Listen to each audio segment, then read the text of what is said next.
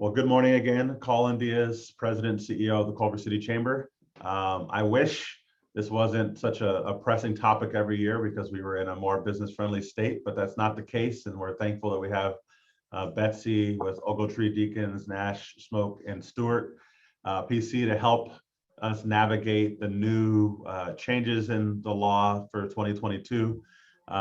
Some housekeeping items.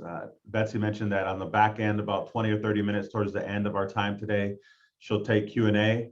If you are afraid that you may forget to ask it, feel free to just drop it in the chat and we'll get to addressing it as we move forward.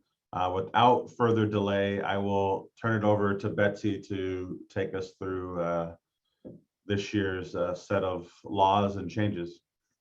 Okay, thanks, Colin, and thanks always to the Chamber for inviting me to do this every year. It's something that I look forward to, and I look forward to hopefully this time next year will be in person, so we can do that. As Colin and I were discussing before the program, you know, COVID has been great for technology. We've got all kinds of new technology that's come out because of the remote work, remote school, remote everything. But boy, I'm sure tired of looking at the Hollywood squares on my computer every day.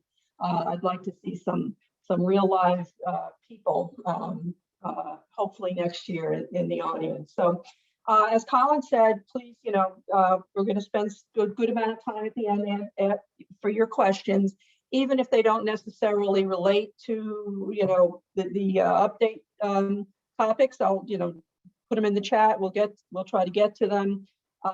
And also when we do the Q&A, you know, you can chime in as well, raise your hand, because we have a nice intimate group today. So and if you have a burning question as we go, please let me know. You know, we are gonna have a small group. I don't do well monitoring the chat as I speak, but if you raise your hand, I probably would be able to pick that up. Okay. Good morning and welcome to a brand new year of California employment law. At the end of last year, as we were going through the new legislation, there really wasn't all that much that was going to be new for 2021. However, you know, then we have Omicron, then we have the new ETS, then we have a whole bunch of case law and regulations and stuff that have come out towards the end of last year and even early this year. And I have some breaking news for you. The proposed, which I'll talk in more detail in a little bit, the proposed supplemental COVID sick leave passed through the legislature yesterday, and it is very likely that Governor Newsom will sign that in the very near future, and it will go into effect in 10 days after he signs it. So we will talk in some detail about the new law when we get there. So I just wanted to perk your ears up so you know you don't get distracted and start doing something else, because this is again breaking news. Now, even though we have 3 hours, this is really what I call it, and it's my homage to Hollywood. I call this the California employment law trailer, because all I'm going to be able to do is really give you the highlights of a lot of these on a lot of these issues. I'm not going to be able to get into the weeds on a lot of them, because frankly, many of these topics I could spend an hour each on, but we obviously don't have that time today. You will also see my contact information on the first slide there. And if you have any follow-up questions or other questions after the program today, just please feel free to reach out to me and we can chat. All right. Now, as I said, this is California. California is still very special compared to the rest of the country. We have, I was looking at this yesterday for another program I'm doing. There are over 3,000 laws contained in the California Labor Code. And every year we add more to that. Now, those are the laws that just pertain to like payment of wages and vacation and overtime. There's another about 3,000 provisions dealing with workers' comp. And then there's another about 3,000 provisions in the labor code dealing with workplace safety. So, you know, we have a lot of laws just dealing with those issues. We also have a number of laws, as you know, that deal with anti-discrimination, harassment, retaliation, equal pay, family leave, and all that stuff. So that's on top of all of that. In addition, you know, many of you, you know, have, for example, operations in LA and Santa Monica and other incorporated cities in you know, Southern California or in the state that have their own local ordinances that in many cases provide for greater protections and greater benefits to the employees than the state law.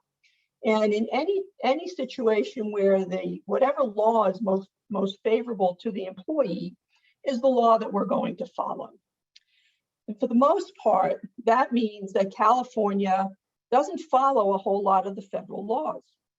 So we have to be careful here in California that we don't say, well, you know, for example, when they were talking about the OSHA ETS, the federal OSHA ETS, that had that come into being, we would have been, you know, in some cases following that, but we also have Cal OSHA, which could have provided more restrictive requirements on employers. So whether it's federal, state, or local law, California will always pick the law that's most favorable to the employees in any situation. So always keep that in mind. We'll talk about some legislative news, and then we'll talk about some case law. There's been a lot of California Supreme Court's been pretty busy, and so have some of the lower courts just in the last few months. And then we'll talk about some New Year's resolutions. Even though we're in February, it's not too late to get ducks in a row, as they say. So the first one I want to mention is what they have called the Silence No More Act. And for those of you who have ever had the misfortune of being involved in a lawsuit, which resulted in a settlement, and then there was a settlement agreement, or if you've provided severance or separation pay and had employees or, you know, sign separation agreements, this law has really changed the landscape in connection with both of these kinds of agreements. And this was all done in response to the sexual abuse scandals, sexual harassment scandals, and it is designed to prevent what we call, you know, what you've probably heard of as gag orders. It's these amendments are designed to allow people to tell others, the world, including the world, about what they perceive to be unlawful harassment, discrimination, and other violations of the law. So, you know, while in many cases we're going to settle the lawsuits anyway, or we're going to provide separation agreements anyway, because that's what we're going to do. But we need to be mindful that this law impacts the scope of those agreements. So in California, if you've ever had a separation or settlement agreement, there's usually two provisions in there. One that says to the plaintiff or the employee, thou shalt not ever, ever, ever speak of or disclose any of the terms and conditions contained in the agreement or any of the facts that led to your termination or separation from employment. And it was pretty much a blanket, thou shalt not disclose. Also, we typically have in the agreements, thou shalt not disparage, which says that you may not say anything that is negative about your former employer out in the world, whether it's to friends and family at a barbecue or on social media or anything else. This statute limits our ability to have those very broad provisions. Now, mind you, I still put in the thou shalt not disclose and thou shalt not disparage in the agreements. That's not going to change. However, we must, and there's always been an exception for as required by law, if an employee or former employee subpoenaed or whatnot. But now we have to include in our agreements the following language. Nothing in this agreement prevents you from discussing or disclosing information about unlawful acts in the workplace, such as harassment or discrimination, or any other conduct that, and here's the kicker, you, i.e. former employee, have reason to believe is unlawful. Not proof that it's unlawful, just reason to believe that is unlawful. So that is a pretty broad exception to the thou shalt not disclose and thou shalt not disparage provisions. So all the employee or former employee has to say is, I had a good faith reason to believe that this behavior that I believe I was subjected to was unlawful, even if it ultimately is not. But they have reason to believe it is. So that has to be in all of these release agreements. Now, we can put, doesn't say where it has to be, which is good. So I was working on one yesterday, and the confidentiality provision was, on probably 7 inches long, on paper. And I buried this somewhere in the middle of that, so it's in the agreement, but, it's not necessarily conspicuous. So there's nothing that says it has to be conspicuously included in the agreements, but it has to be in there. Now, for severance agreements only. Now, settlement agreements, again, that's when you're settling a lawsuit, a charge, a demand of some kind that involves a threatened or pending claim. Severance agreements, usually you're giving people severance agreements, if you're laying them off, or if you're separating someone who no longer should be working for you. In severance agreements, you have to advise the employee in writing that they should or have the right to consult with an attorney at their expense, and you must provide them 5 business days to do so, and then sign the agreement. So prior to this, there was no requirement. You could actually have an employee come into your office, you lay them off, you present them with the separation agreement, you tell them, hey, you don't need to sign this now, you should take it home and look at it. And they say, nah, I just want to get it over with, and they sign it. That it could be problematic these days. So you want to make sure it says they have at least 5 business days. And this is really for the folks under 40, because as you know, if you're terminating somebody over 40, they have the right to a 21-day review period and a 7-day revocation period. So that 21-day period is the 5 days is subsumed in that. All right, now we're getting a lot of issues involving festive wages, and then that's included, in every class action, of course, in California for wage and hour involves allegations that employees the employer failed to pay the employees the proper wages at the proper rates, at the proper times, etc. In most cases, you know, and I would say for my clients at least, I've not found an employer who has knowingly and intentionally paid people wrong. You know, it's usually something they didn't realize the law had changed, or they didn't realize that the formula they were using was wrong, or didn't realize that the supervisors weren't enforcing the meal and rest break provisions. So most of the time it's an unintentional violation. But this new law says that if it can be proven that the employer intentionally failed to pay employees, that is considered now grand theft under state law, and someone can go to jail. So I don't know who your designated felon is within your organization, but you might want to give them a heads up on this one. And the way this could possibly come up, if you're not, don't have a question, please mute yourselves.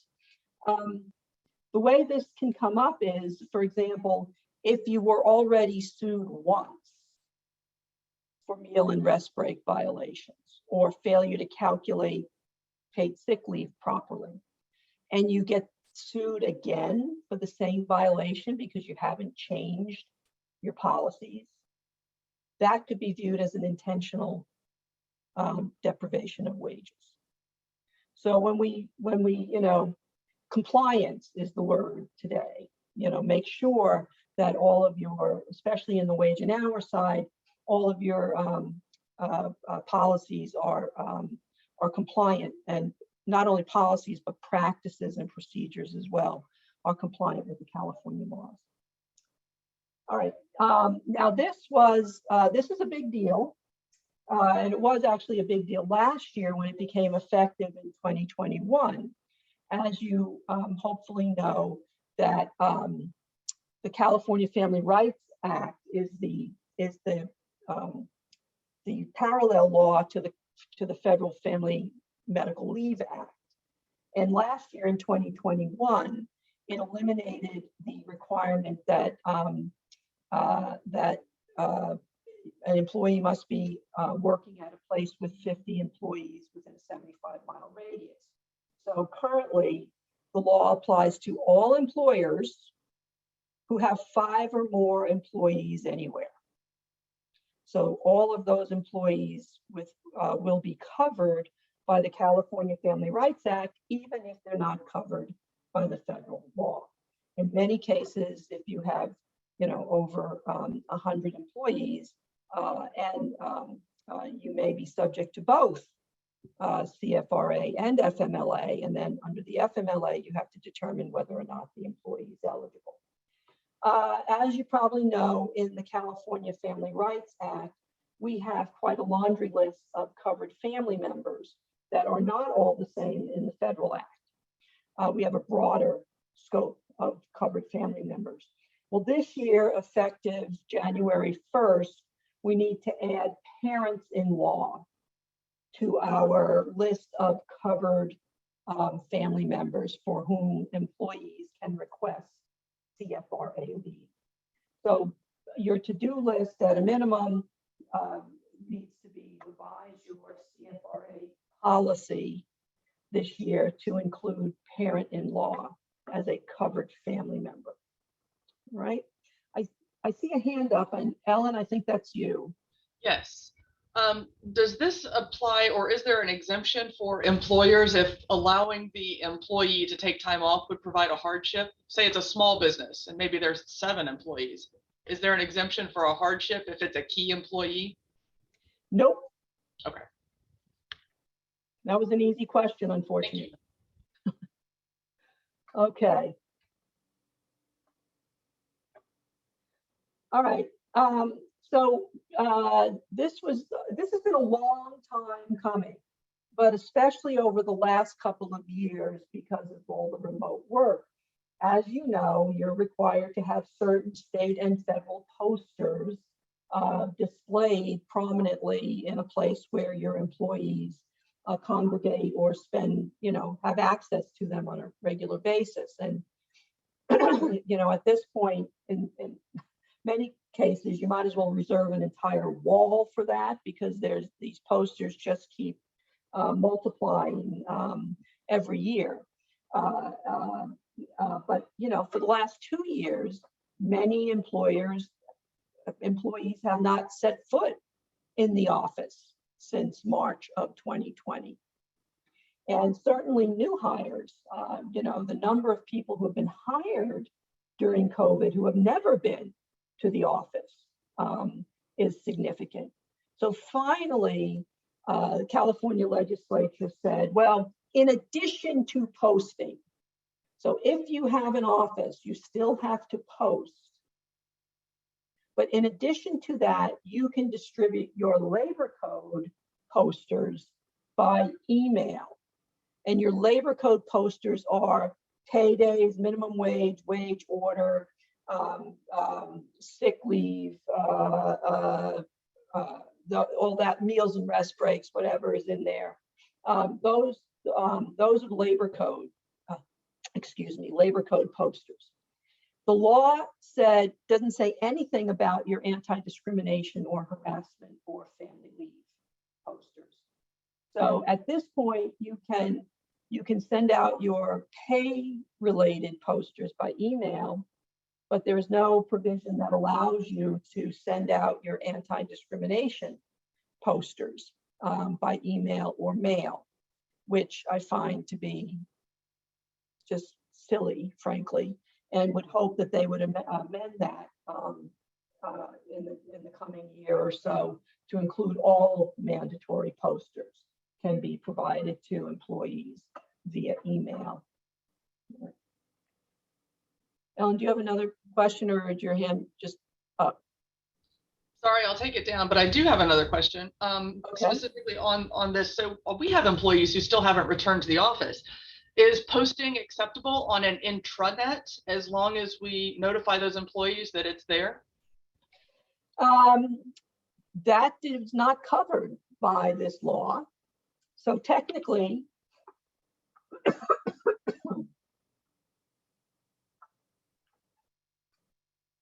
maybe not, but the point of the posters, of course, is to notify employees of the applicable laws and regulations. I apologize. The gardeners are outside cutting all kinds of grass and blowing leaves and dust, and it's making me nuts. So I would still do it, Ellen. I put it on the intranet, but also keep in mind it needs to be posted in the office. And again, your labor code. And frankly, I would send, just to be on the safe side, even though it's not covered by this law, I would send, if you have to, all of the posters via email, put it up on the intranet and stick it in the office, even though nobody's there.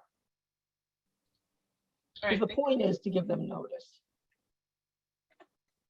All right. Now, we also have, so now this deals with the Fair Employment and Housing Act record keeping, not the labor code record keeping. So we have these two parallel things going on. Different laws apply to different statutes. Up until this year, you only had to maintain employee records such as applications and payroll and certain other records for 2 years. As of January 1, that has been extended to 4 years. Plus, if you are currently involved or have notice of a charge or a lawsuit, you have to maintain all those records until the civil statute of limitations has expired or until the matter has been resolved.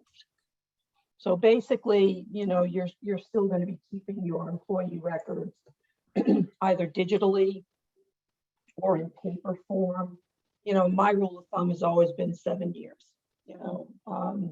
That should be on the safe side. But again, technically some of these lawsuits can take more than 7 years to resolve. So keep in mind, this is the new law. All right. So the other day when I wrote this, it said proposed paid sick leave, COVID paid sick leave. As of yesterday, it is not proposed anymore. It has passed the legislature and will be signed by the governor within the next, few days, if not this week, early next week, and it will go into effect in 10 days. All right.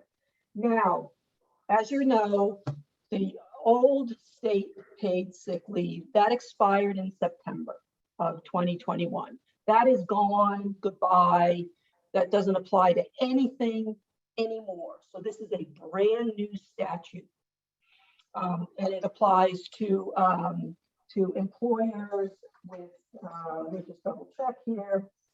I think employers. I want to check. I'll come back to that.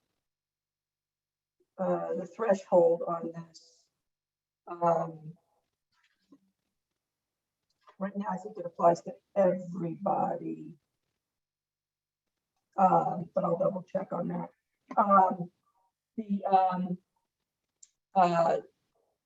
The law will be retroactive to January 2022, which means that, and this is the key, if an employee requests the paid sick leave going back to January, we have to pay it.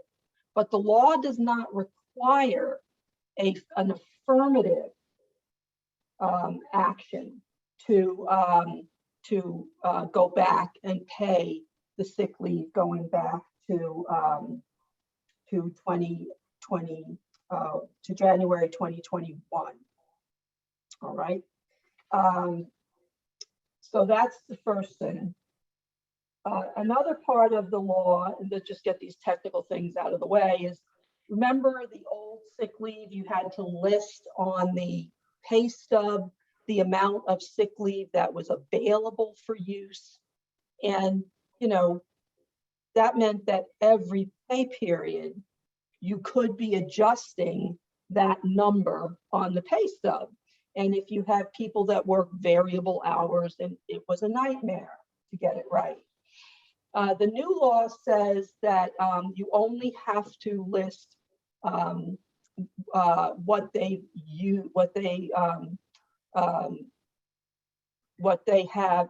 used, excuse me. Okay, so if they haven't used anything as of today, or when the law goes into effect, that number would be 0. All right, so it's easier to keep track of how much they use than it is to keep track of what's available. Now, the interesting part of this law is that you can, it's got 2 leave banks. It's got a bank of time that the employee can use. Okay, yeah, I'll come back to the other one. It's got a bank of time that the employees can use for themselves or a family member who tests positive. So for full-time employees, it's the total is 80 hours divided into these 2 banks, 40 each. Part-time employees get a pro rata share of this 80 hours, or 40 in each bucket. So the first bucket is available for an employee or a family member who tests positive and they can't work. Now, if you have employees who can work from home and they're not experiencing any symptoms, you can have them work from home. But if they're unable to work because of themselves or because they're caring for a family member, then they would be able to use the paid sick leave. Okay. And the other 40 hours is available for all other types of COVID reasons. And there are 7 of them. And this is when I wrote this, there were only 5, but when the law was finalized, there are now 7. So the first reason that employees can use their COVID sick leave is if they're subject to a quarantine or isolation order, like the California Department of Public Health says you have to stay home for 5 days. If you are, you test positive, or 10 days, depending upon the situation. So those are considered isolation requirements, and the employee can use their sick time for their own isolation or to care for a family member who is subject. So 1 is their own isolation, 2 is to take care of a family member who is in isolation or quarantine. The next one is if a healthcare provider tells the employee they need to stay home. Okay. The next one is vaccine symptoms. So employees who get a vaccine actually are limited to 24 hours if they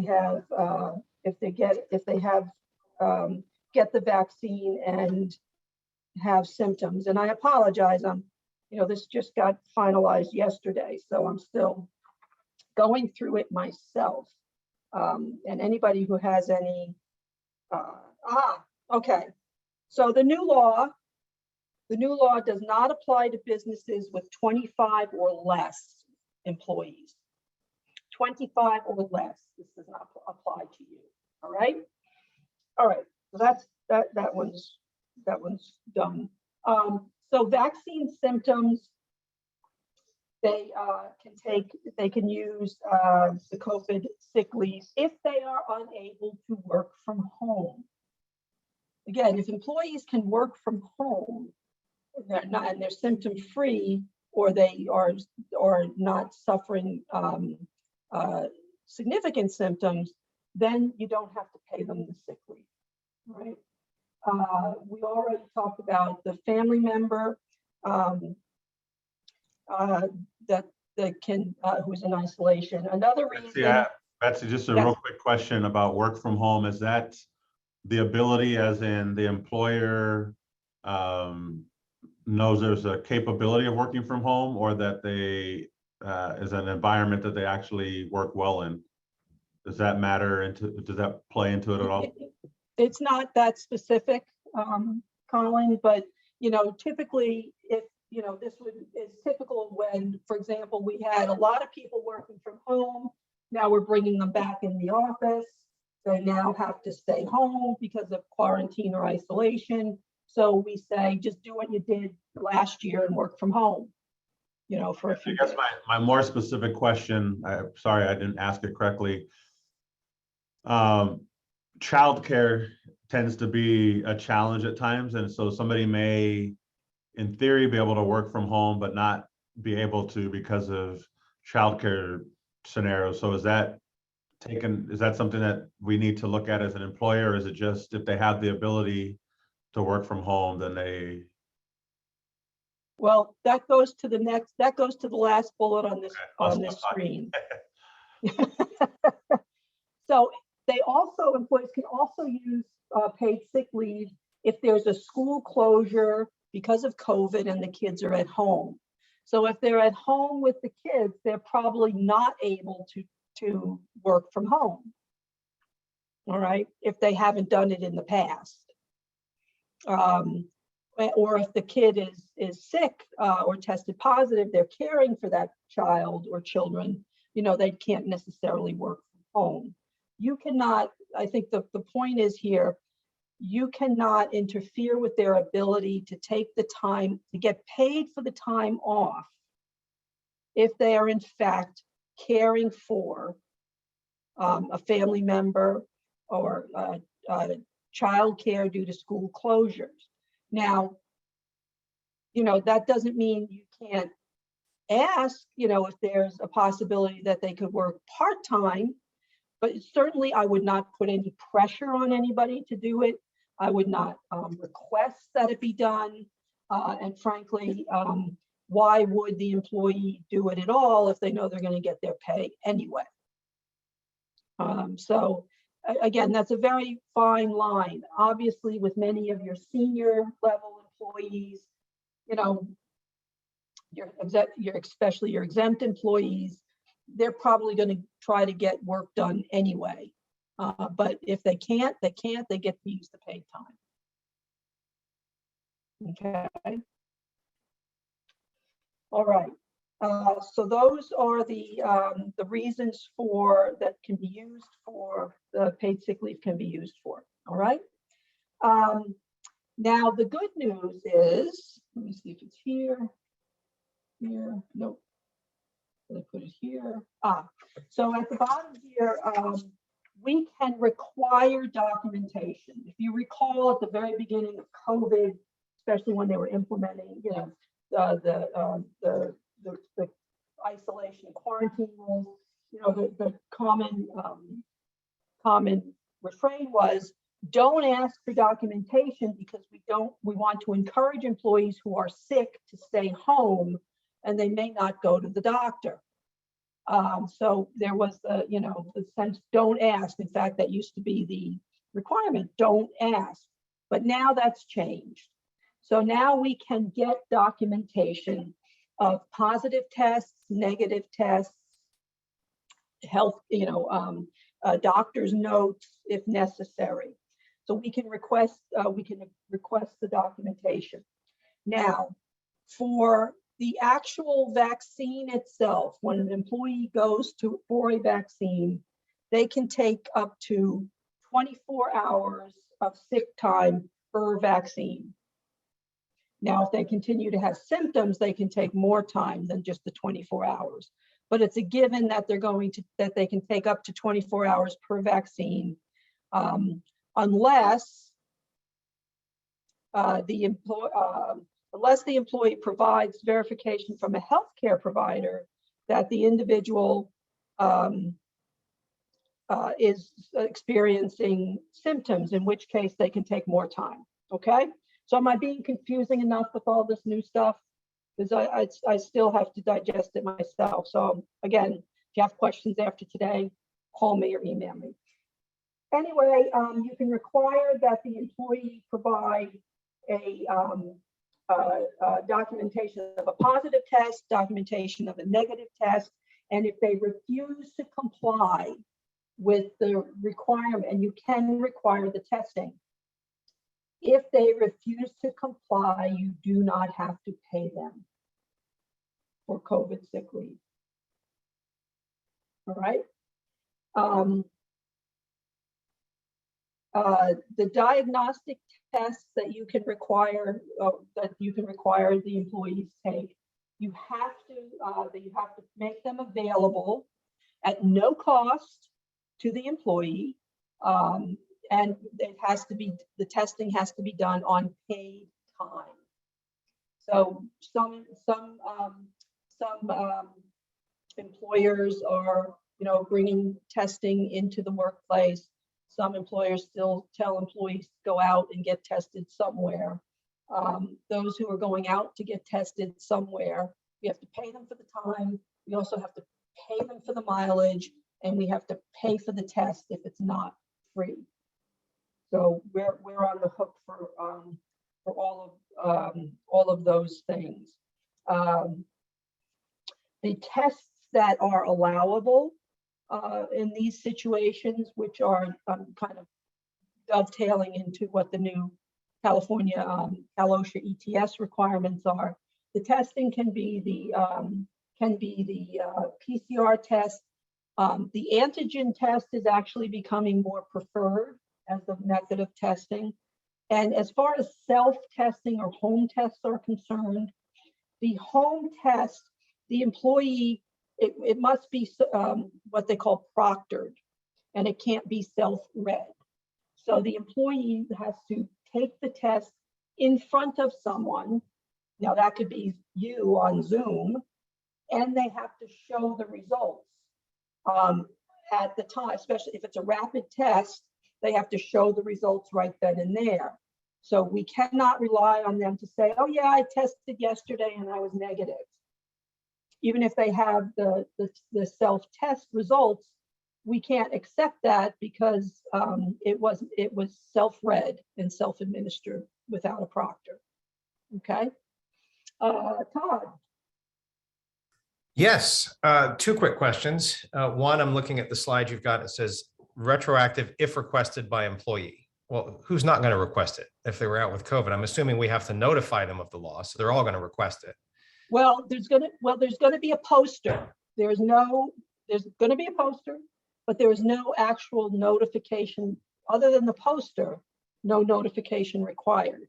So as far as now going forward from the time that, technically going forward, employees will get the time, pretty much automatically, but it's this retroactive provision. So if employees don't come and say, hey, remember that time I took off in January? I want COVID pay for that. If they don't make that request either orally or in writing, we do not have to honor it.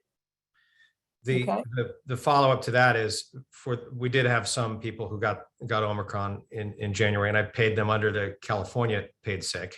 I'm assuming if this is retroactive, I have to reverse those hours out, put them back in the bank and redeem it out of this new bank. And is the regular rate of pay calculation the same? Because all my staff have variable rates of pay per week. Okay. All right. So yes, you got to reimburse them for that time that they use their state paid sick leave. And by the way, you cannot force people to use the state paid sick leave for COVID reasons. All right. They can do it if they want to, but you can't force them to do it. But as far as the regular rate of pay is concerned for sick leave, you have to use the same formula and calculation that you would use to determine the regular rate of pay for overtime. So total compensation divided, total hours divided into total compensation gives you your regular rate, and you pay your sick leave based on that regular rate. And sorry, this will be the last question on this. If somebody has a week, because we calculate it per week, has a week wherein they don't come in at all, is the regular rate of pay $15 an hour? There is I want to say there's a look back. Yeah, I don't normally use the 90-day look back because calculating that will take me 2 hours per employee. I don't keep track of it that way. Right. So no, you don't have to. The 90-day look back is optional. So then if it's per week and they had no commission in that week, their base pay is minimum wage. $15 an hour. Right. So that would be what the sick pay would get paid at. But okay. If they had a really good week and they took the last couple of days off, that sick pay rate is going to be significantly higher than their base hourly rate. I've experienced that many times. Yes. Yep. All right. So those are the highlights.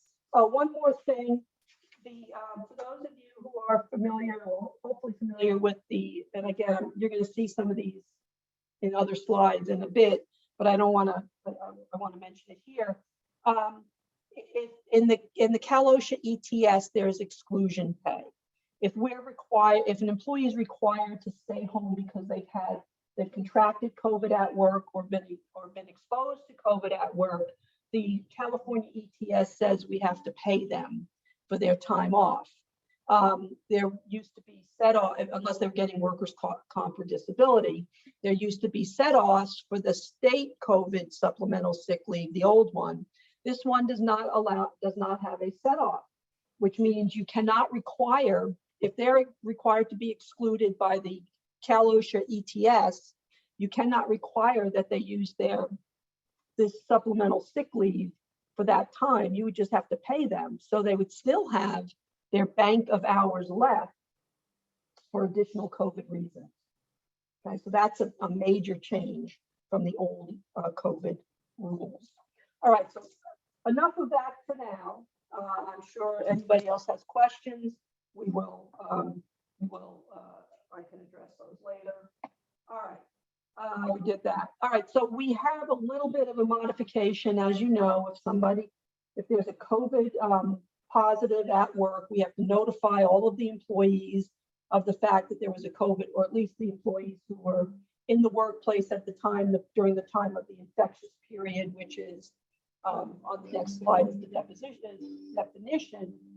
But we'd have to notify everybody that there was a COVID positive, and we'd have to let them know what we're doing to clean the place and what benefits might be available if they, in fact, need to take time off because of exposure at work.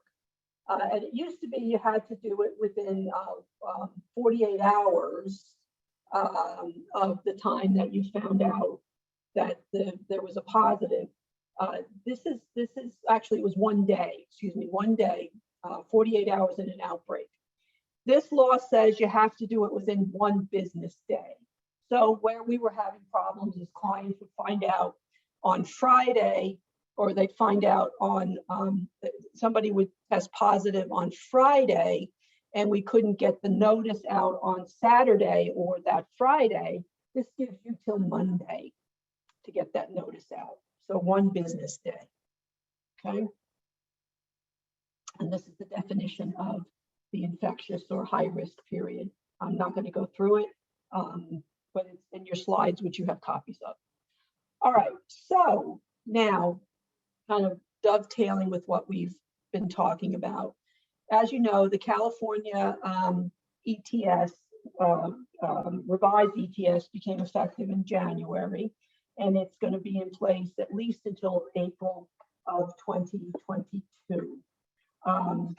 Now, first thing I want to say is that since I wrote this PowerPoint, the first change, cloth face coverings must pass the light test, that is out. Now you have to have the surgical masks or N95s available for the employees. Now you do not have to provide N95s unless people ask for them. You can use surgical masks in place of. But if they ask for them, you have to have the N95s or the KN95s available. Otherwise, no more cloth face coverings, no more bandanas, no more gaiters. It has to be surgical quality masks, which employers have to provide to the employees at work. All right. So that's a big change. And just FYI, I included the Cal OSHA FAQs as a handout for in your package today. They tend to change periodically, just so you know. The ETS also require that employees who test positive have to be excluded from the workplace. Asymptomatic, fully vaccinated, or who are in close contact don't need to be excluded, but they must wear masks, etc. And employers will be required, as I said, to make testing available at no cost to all employees who have had close contact, regardless of vaccination status. Now, one of the things I want to, so the return to work criteria. Don't ignore what I put on this page, but there is a cheat sheet in your materials that summarizes these requirements, and that is the California Department of Public Health guidance called What Employers and Workers Need to Know About COVID Isolation and Quarantine. And that document has a handy dandy chart that tells you when people have to be excluded from the workplace and when they can return. So that has been adopted by Cal OSHA as the criteria for return to work.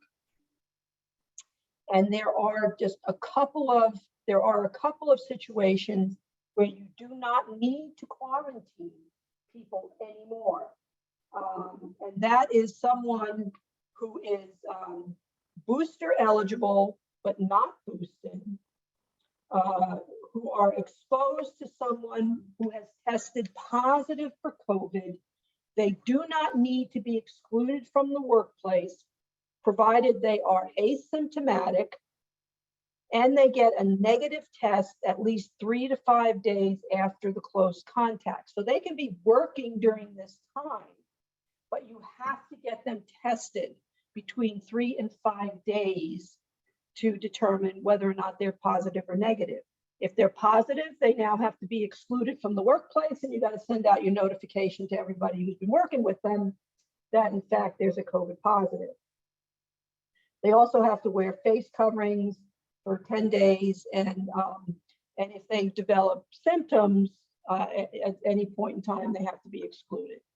The other group of people who do not need to be quarantined are workers who have received the booster and are fully fully vaccinated but not boosted. So anybody who is fully vaccinated, not boosted, they do not need to be quarantined if they are asymptomatic. And in this case, they have to take a test 5 days after the exposure, right? So a lot of employers were, and this is where you got to be careful, a lot of employers were sending employees out right away. Oh, I found out that, so-and-so was at work on Friday, and we find out on Monday they test positive. You send everybody out for a test on Monday. Well, that's not enough time. You have to have, in one case, 3 to 5 days, in another case, 5 days or more before you test, all right, to get an accurate test. The other situation where you do have exclusion rules, of course, if anybody tests positive for COVID, they have to stay out of the workplace for at least 5 days if they have no symptoms and a negative test.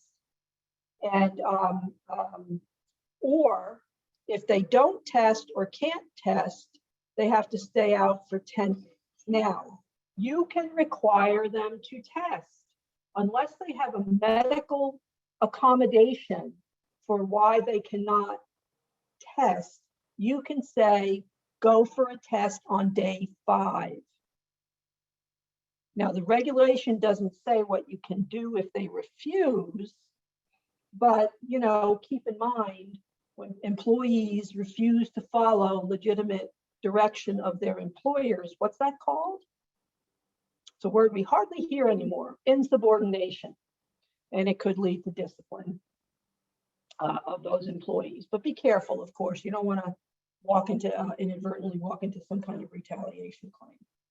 All right, and then there are rules for someone who's been exposed to someone with COVID, and those folks have to stay out for 5 days and get a test on the 5th day. So there's the chart is attached in your materials. Please commit that to memory, only joking, so that you can figure out who gets to stay and who gets to go on any given day. All right, before I leave COVID, any other quick questions? Okay, save your not so quick questions for later, and we'll go through them, as well as whoever's putting stuff in the chat. Okay, another new law, and this might as well be called the Amazon law, because this was passed specifically to address distribution center and warehouse employees who work under quotas, and that they have to process, pick and pack so many items within a certain period of time in order to be considered, meeting their production standards. So this law was specifically passed to address those situations, large distribution centers where you have a lot of work, hourly warehouse employees who are being subject, another term for them is engineered standards. So those employees who have some kind of a quota system or engineered standards, let me go back. engineered standards have to inform the employees in writing of what the quotas are. And if they change, then it has to be updated. The other thing to be aware of is that if you have a warehouse situation, is that you cannot, your quotas cannot be so high that employees are practically prevented from taking their rest breaks, meal periods, or going to the bathroom when needed. So for the most part, any employers who have distribution centers or warehouses prior to January 1st would need to really take a close look at your quotas or engineered standards and adjust them to be in compliance. And I would recommend that you document the reasons why the quotas are what they are. So if you have to justify that they're legitimate in a class action, claiming that the quotas were so restrictive that we couldn't go to the bathroom, you're going to have your business justification for why these quotas were put into place. All right. So that's only for warehouse workers and distribution center workers. Anybody else who's on a production quota, for example, in a real estate office that has to close so many deals in a certain period of time, that is not covered by this law. Okay. Another one that that went into effect in January, and as with the warehouse workers, this law expires in 2024, and it is directed to hospitality primarily. Hospitality employers, whether they are at hotels, event centers, private clubs, etc. A lot of the airport-related hospitality and service providers are covered by this. Also, it covers janitorial outside of the airport, janitorial and maintenance and security services employees who work in commercial buildings. So if you have a janitorial company or a maintenance company provides security to commercial buildings, offices, etc., this law applies. And the problem with this law is that I want to remind you, it went into effect in April of 2021. And back in April of 2021, we were still not bringing people back to work at a significant pace. But now, over the last 9 months or however long it's been, where people are frantic to get employees, this law can have an impact on your operations. Because if you fall within the definition of a covered employer, you are required to reach out to those employees that you laid off after April of 2021 and offer them the positions that are available before you hire someone from the outside. And you have to give those employees, if it's their job, you got to give them their job back, or give them preference for other jobs for which they are qualified. So please be mindful of people that you previously laid off and are now looking to fill the same or similar positions with new hires. If you fall within the definition of a covered employer, please do your diligence and make sure that we're following our requirements laid out in this law. Now, the one question which, the one question that I have with the hospitality law is the rehire law is, what if when you laid people off, they signed a release and got severance that says I'm waiving all my rights, etc., etc. Can you then say I'm not going to hire you back because you signed a release? Well, This is California. So what do you think the answer is? Probably not, because there was a law that went into effect now a number of years ago that says that you cannot have a blanket no rehire provision in a settlement or separation agreement. So that that would preclude somebody from applying or working for you again.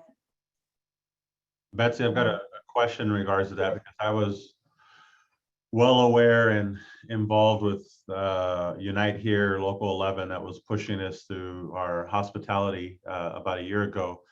And one of the pushes that they had at the time was it was tied to seniority too, that in terms of who you call back, it's your essentially most tenured employees to your most recent. I didn't see that in what you just shared. Is that still the case, or did I miss it?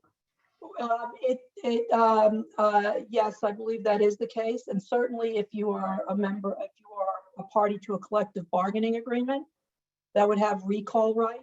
You'd have to follow the collective bargaining agreement. Got it. Thank you. Okay. Any other questions about that? Okay. Another law that went into effect in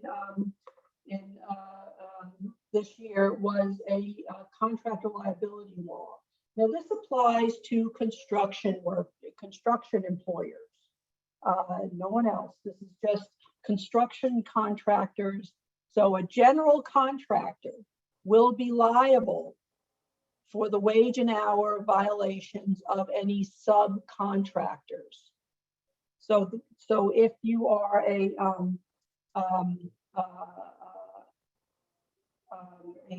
contractor, then and you're hiring subs, you better be very careful how you vet them and make sure that they are paying their people properly. Because under this new law, you're not only liable for the underlying unpaid wages, you're now also liable for penalties, liquidated damages, and interest, and probably attorney's fees too, if the other company is incapable of satisfying a judgment against them. So, you know, if you are a general, or even if you're not a general, but you're hiring out, you're subbing out work, please make sure that your agreement with the subs is very clear about who's going to be liable for what, and very clear about who is going to indemnify who for what and when. So take a look at your subcontractor agreements. Now, if you are in the construction industry, this is where you have to be very careful about those form agreements that you get either online or from elsewhere. They may not have enough protection in them when it comes to liability for subcontractor violations. The construction industry in California has always been an industry that gets a lot of attention with respect to wage and hour violations and things like that. And many times, if there are unions involved, you do get some shield from the union because you'll have the union contracts. But in non-union situations, it's really important to vet your contractors, your subcontractors, excuse me. I'm sorry, I thought I eliminated these things. All right, so you guys are very quiet. We still have a couple of hours to go, and I'm halfway through. So please, in fact, let me do this. Let me check the chat and see if there's any questions related to the laws here. I see. I'm not sure if I'm seeing what I should see. Oh, here we go. Yeah, I don't think there's any specific questions. I know at times No. the audio, it goes in and out a little bit. It looks like more so when you turn to your left, but Yeah. I don't know if there's specific questions that people have yet. Well, the one thing I will say is that in healthcare situations, there are different rules for healthcare employers, especially when it comes to exclusion, vaccinations, testing.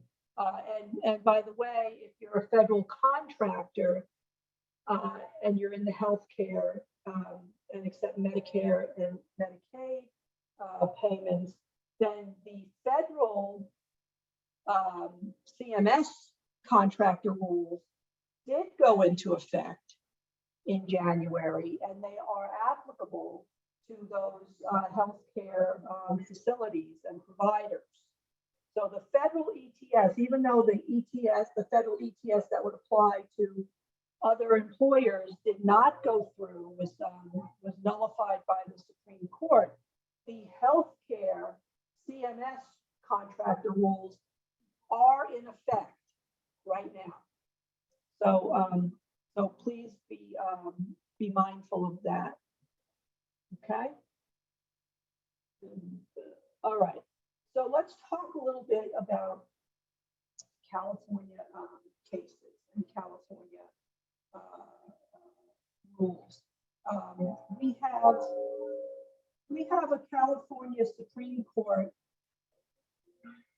that does not like employers. And again, I apologize for the background noise. The California Supreme Court has consistently ruled in favor of employees. And they've either overturned cases that were originally favorable to employers, they've overturned them, or they have upheld cases that were bad for employers. So we don't get a good shake in the California Supreme Court. And as a result, we get a lot of other decisions that are not so great either, because everybody figures if the judges figure that they won't be overturned if they rule in favor of the employees. So not only do we have an employee-friendly legislature, an employee-friendly governor, but we also have a very employee-friendly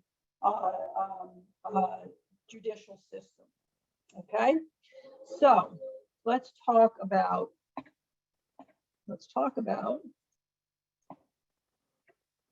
Let me do this. Okay. First case I want to talk about is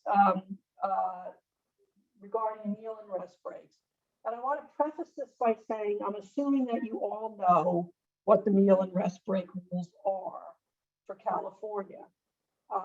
That non-exempt employees must receive at least, they're working 5 or more hours, they must receive at least a 30-minute unpaid duty-free meal period during that, as part of their day.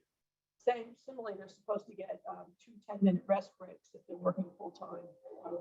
They get 8 hours a day. The rule, the meal and rest breaks laws say that if an employer fails to provide a compliant meal, rest, or recovery period for those of you who have outdoor workers, then you have to pay an hour penalty or premium for each meal period or each rest break the employee did not get. Now, there's a maximum of 2 premium payments per day. So no matter how many rest breaks they miss, you're only paying 1 hour for rest breaks. No matter how many meal periods they miss, you're only paying 1 hour for meal periods. But keep in mind, you're paying them an extra hour even if they miss 10 minutes. And you're paying them an extra hour even if they miss 30 minutes of a meal period, or even 15 minutes of a meal period. So meal period compliance is really critical. And we get all of my class actions and PAGA cases, and for those of you who need a refresher, that's the Private Attorney General's Act cases, they all still have meal and rest break claims as a centerpiece of the complaint, because it's fairly easy to get yourself if you're a plaintiff, to get yourself positioned for a fairly large payout. And that's because when you're dealing with meal periods, meal periods, you have to have them punch out or sign out at the beginning of their meal period, and they must punch in or sign in at the end of their meal period. So that data is in the system. And, we have, and that data, once it gets pulled, if there's a lawsuit, that data doesn't, it doesn't lie, so to speak. And I have lots of employers who tell me, oh, in fact, I just got off the phone with a client the other day who is now facing a class action on and PAGA claim on meals and rest breaks. Who tells me we don't, and they're manufacturing. We don't have any issue with meal periods. We sound a horn every day. And everybody goes to lunch, and we sound a horn 30 minutes later, and everybody comes back from lunch. And I said, great, but where is the record keeping? We don't have any. So how do you know that people are actually taking their lunch breaks? And he said, well, we blow the horn and everybody, stops working. I said, okay. I said, what time do you blow the horn? And he gave me a time. What time did the employees start? And he gave me the time. I said, guess what? Your horn is going off too late.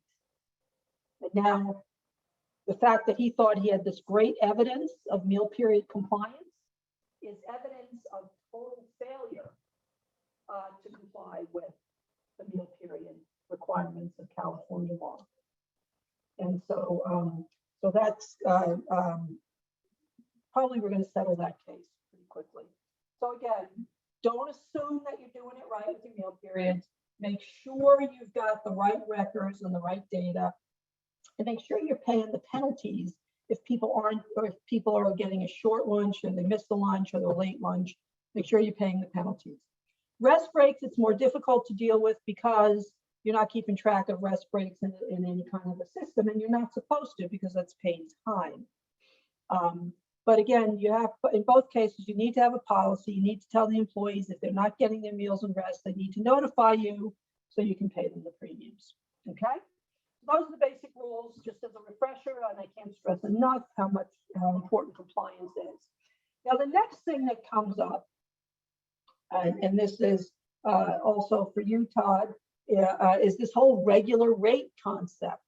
Now, we had always said that the premium pay should be paid at their base hourly rate, which could be minimum wage in many cases.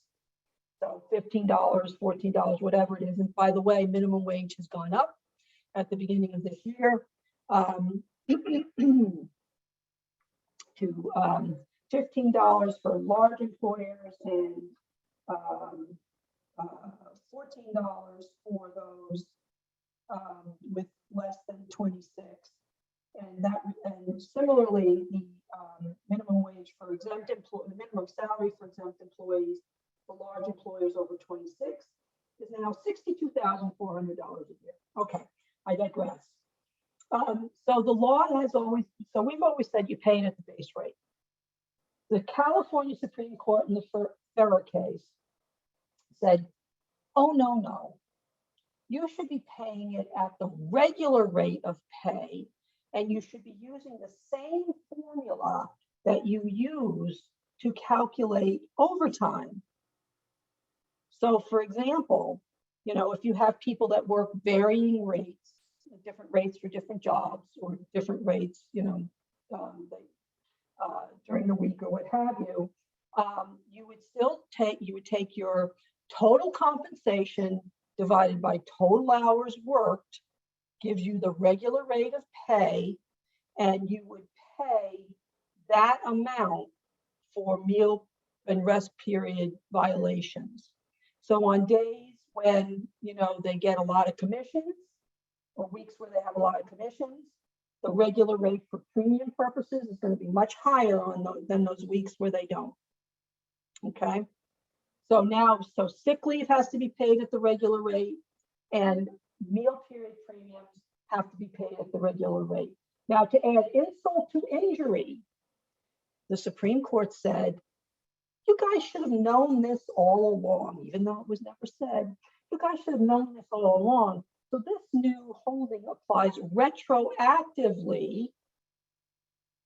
And if you hadn't been paying the regular rate for meal period premiums, you should consider reimbursing employees for the difference between what you paid then and what you should have paid then. So after this decision came out, we spent a lot of time working with employers to figure out what their retroactive liability would be in these cases, and trying to find a way to kind of get that taken care of without raising too many red flags. So take a look at how you're calculating meal period premiums and rest period premiums, because there might be some problems there. All right. So that's that. The other thing is in the Donahue case, you clearly said, and I have said this forever and ever and ever, you may not round on meal periods.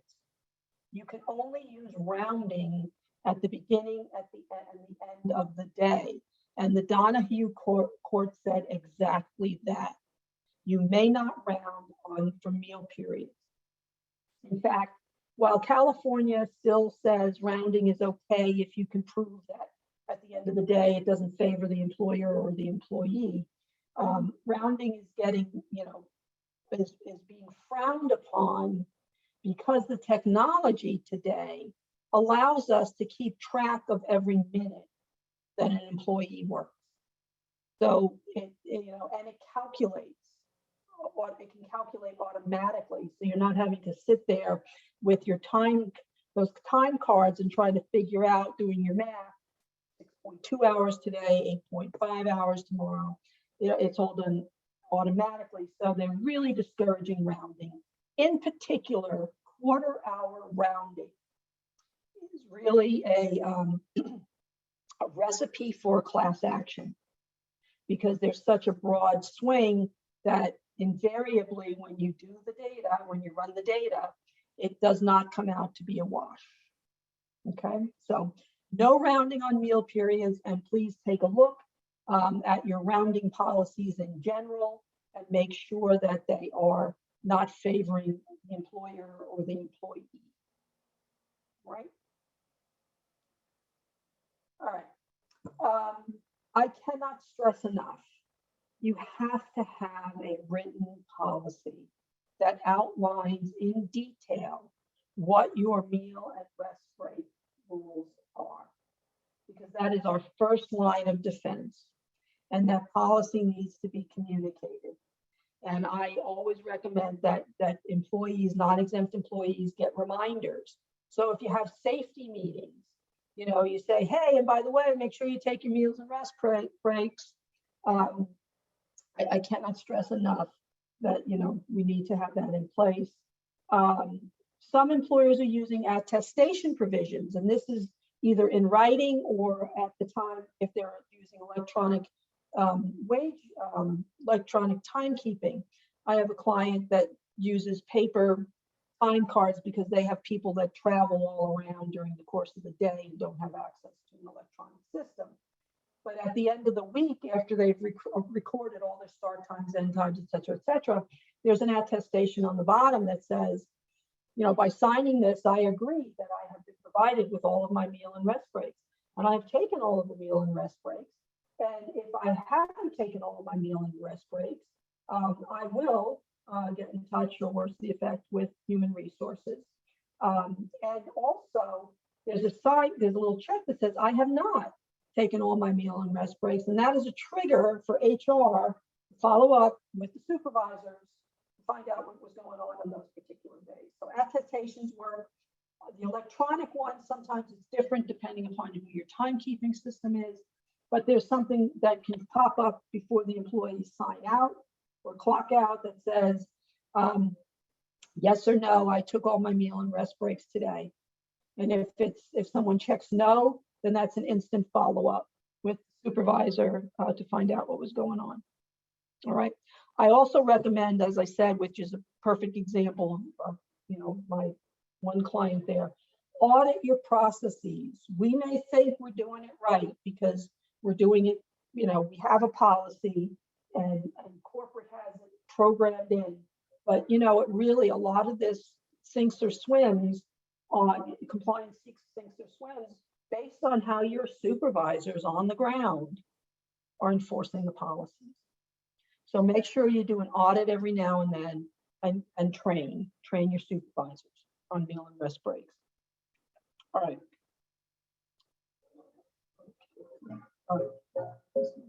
Okay. We have over the last couple of years, now I will back up, the California Supreme Court 3 or so years ago decided the Troister versus Starbucks case.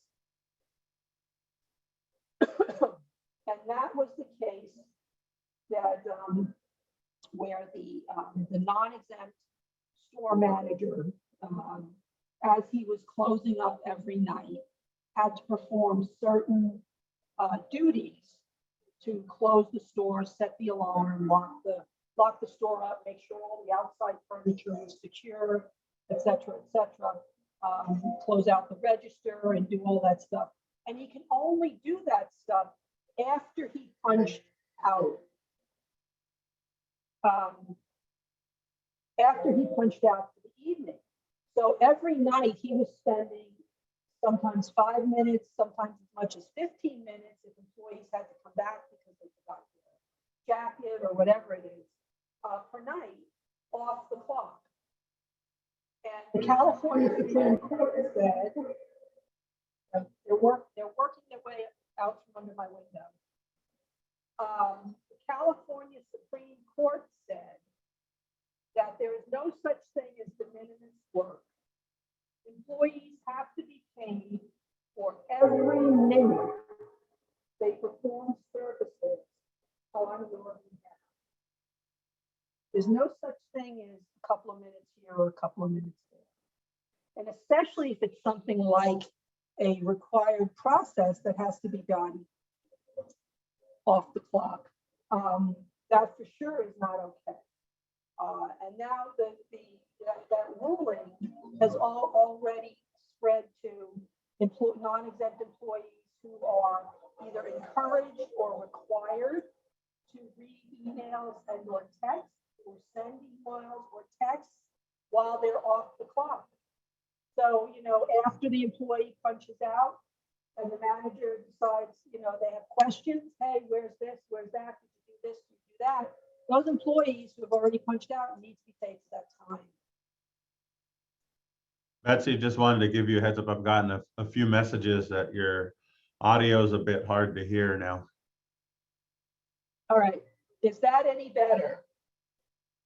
Sounds good now. I'll let you know if it. Okay. And I apologize. I have no control over these gardeners because it's not my house. It's not I'm in a condo. And I apologize for that. But they're moving along. All right. So the biggest issue has been COVID-related screenings and your security checks.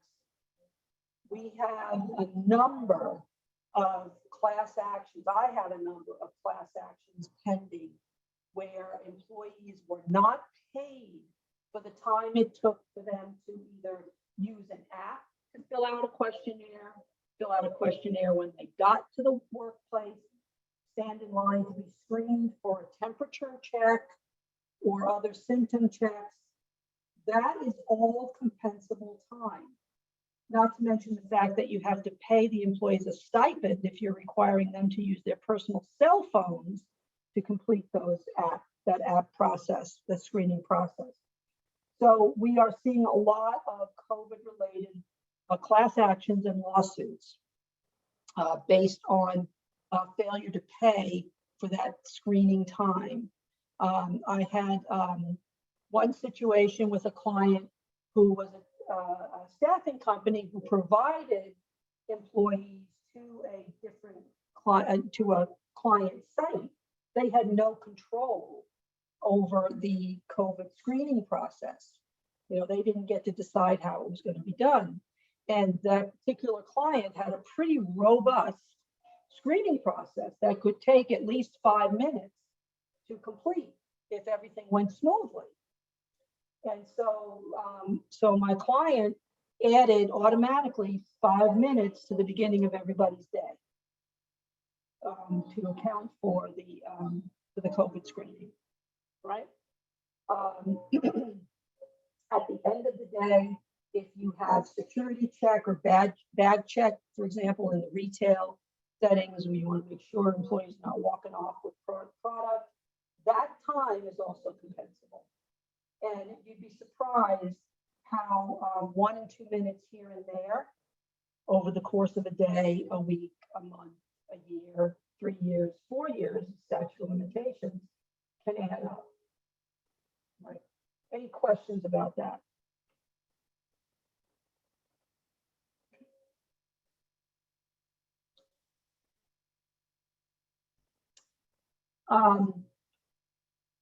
So wage statements.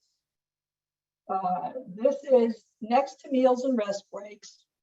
This is the most common claim in any class action or PAGA case in California. The theory is if you're not paying the right overtime rate, or if you're not paying for meals and rest breaks, or if you don't have your sick time on the wage statement, you know, you're probably doing it wrong for everybody. So these are all I gotcha cases. So it's vitally important that you do an audit of your wage statements to make sure all of the required information is on there and that it is that you're doing the correct calculations for overtime, etc. So this case, the General Atomics case, is actually good for the employer, and right now it's not being challenged. But basically it says if the information on the wage statement allows the employee to figure out whether or not they've been paid the proper rates and the proper amount of money simply by doing a little bit of arithmetic, then that is not a wage statement violation. Now, and I mean simple arithmetic. I have clients who do a lot of variable pay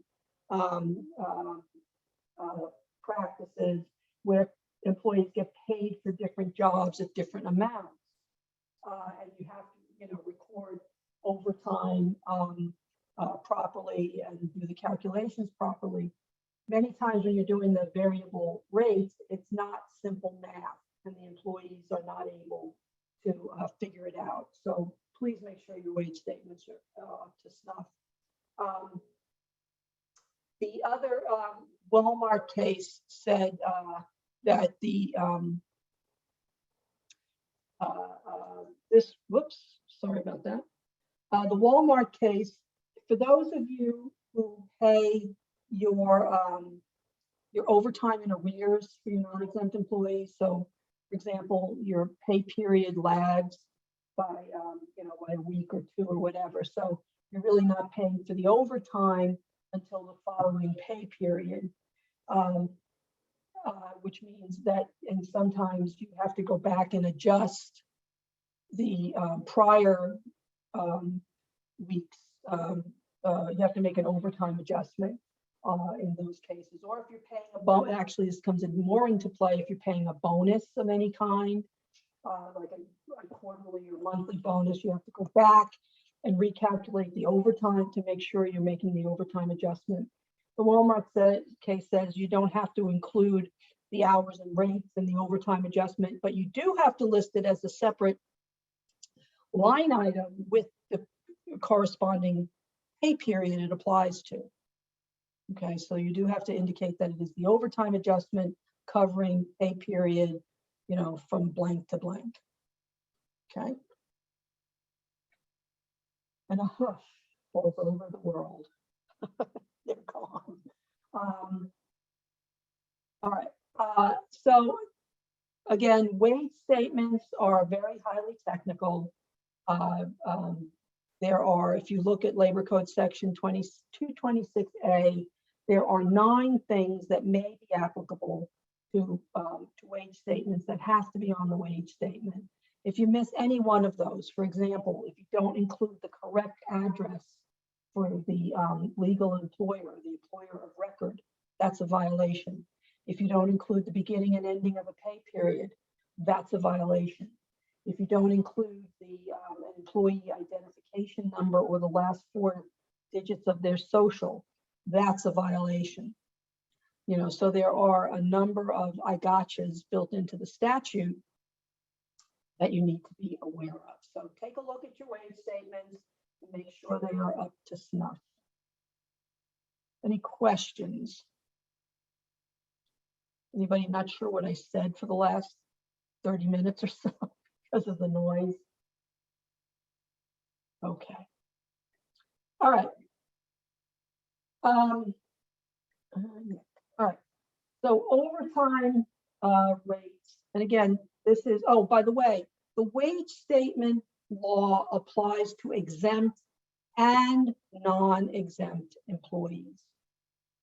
All right, not just non-exempt, it applies to exempt and non-exempt employees.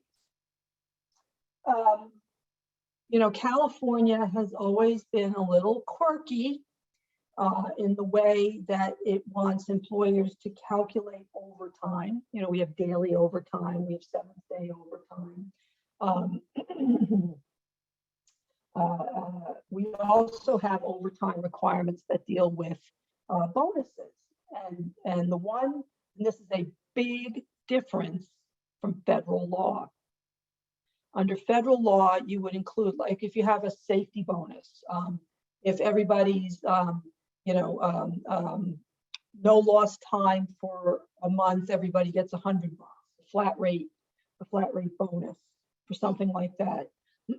Or if we meet our overall goal, you'll get $100, or if you have perfect attendance, you get $100.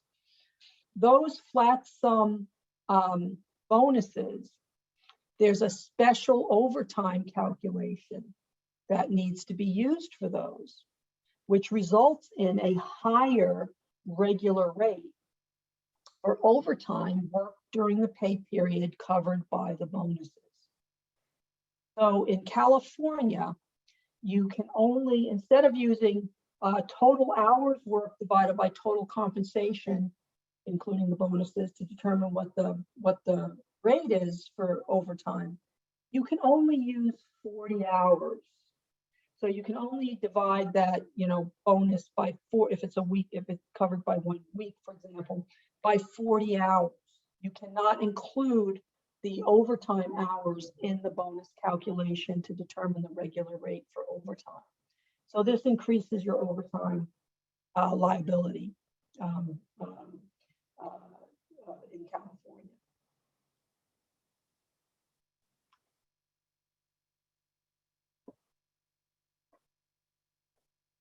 All right. Expense reimbursements. Now, California has always had an expense reimbursement statute. It is Labor Code Section 2802, and applies to exempt and non-exempt employees. And Labor Code 2802 says that employees must be reimbursed for all reasonable and necessary expenditures incurred on behalf of the employer.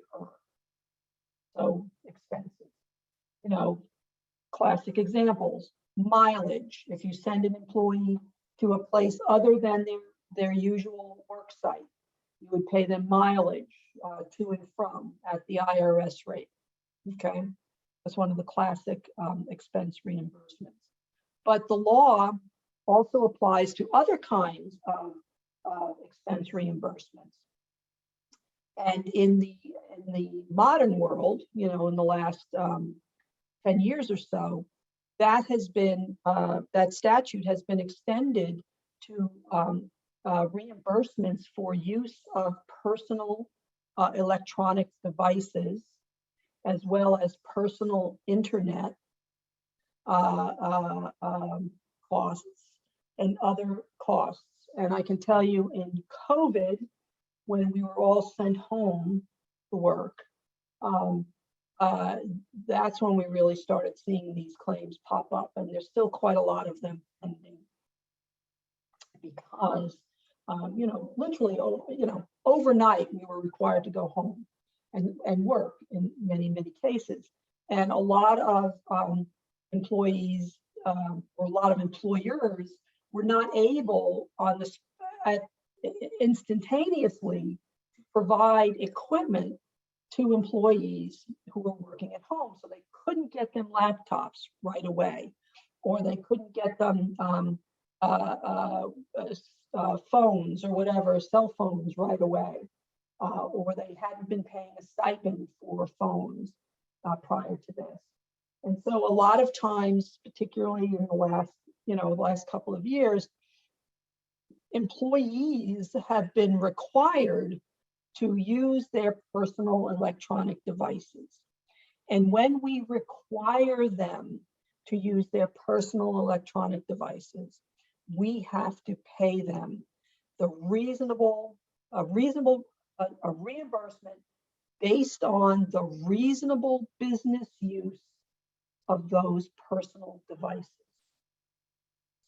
And it could be, as like I said, it could be if you require employees to use an app to punch in and punch out, or an app to check whether or not they're they have to be at work, or what the schedule is going to be. If that's required, then we have to provide them with a stipend if they're using their personal phones to do that. And in some cases, if we require it and the employee does not have a smartphone, we have to provide them with a phone so that they can do that. If it's purely voluntary, the employee can come to work and punch in, and they don't need to, they know they're going to be working every day they're scheduled, then, we don't have to reimburse them for those kinds of things. But employees who are using their personal internet and using their personal phone for phone calls and other things have to be provided with some kind of a stipend. And that goes back to the Cochran case. And recently we've been seeing the claims for and the court saying, yeah, that also applies to internet. If you, you should be reimbursing the internet, the proportion of internet that's used for business. Even if they have unlimited data plans, doesn't matter. They should be getting some kind of a stipend for that as well. So a lot of employers have had to go back and take a look at what they were doing with their remote workers and decide whether they are entitled to reimbursements or whether they are entitled to a stipend of some kind. So just because it's been a couple of years now, the statute of limitations is 4 years on this kind of thing. So plus they get their attorney's fees. All right, so the question always is, I think it's on the next slide. Nope. The question always is, how much? Everybody call, say, okay, Betsy, I understand, we got to write this. You should have a remote work policy in writing that details what you're going to pay for, what you're not going to pay for, what the employee obligations are, what your obligations are and expectations, etc. So they all say, okay, great, Bets, thanks for helping us work, do the remote work policy, but how much do we have to reimburse? And for those of you, Debbie in particular, already know the answer to this. It depends. All right, that's my legal answer to many of life's questions. It depends, because every employee or every situation may be different. You may have, for example, those employees who are only using the app, for 5 minutes a day, 5 days a week to punch in or to do the COVID screening or whatever it is.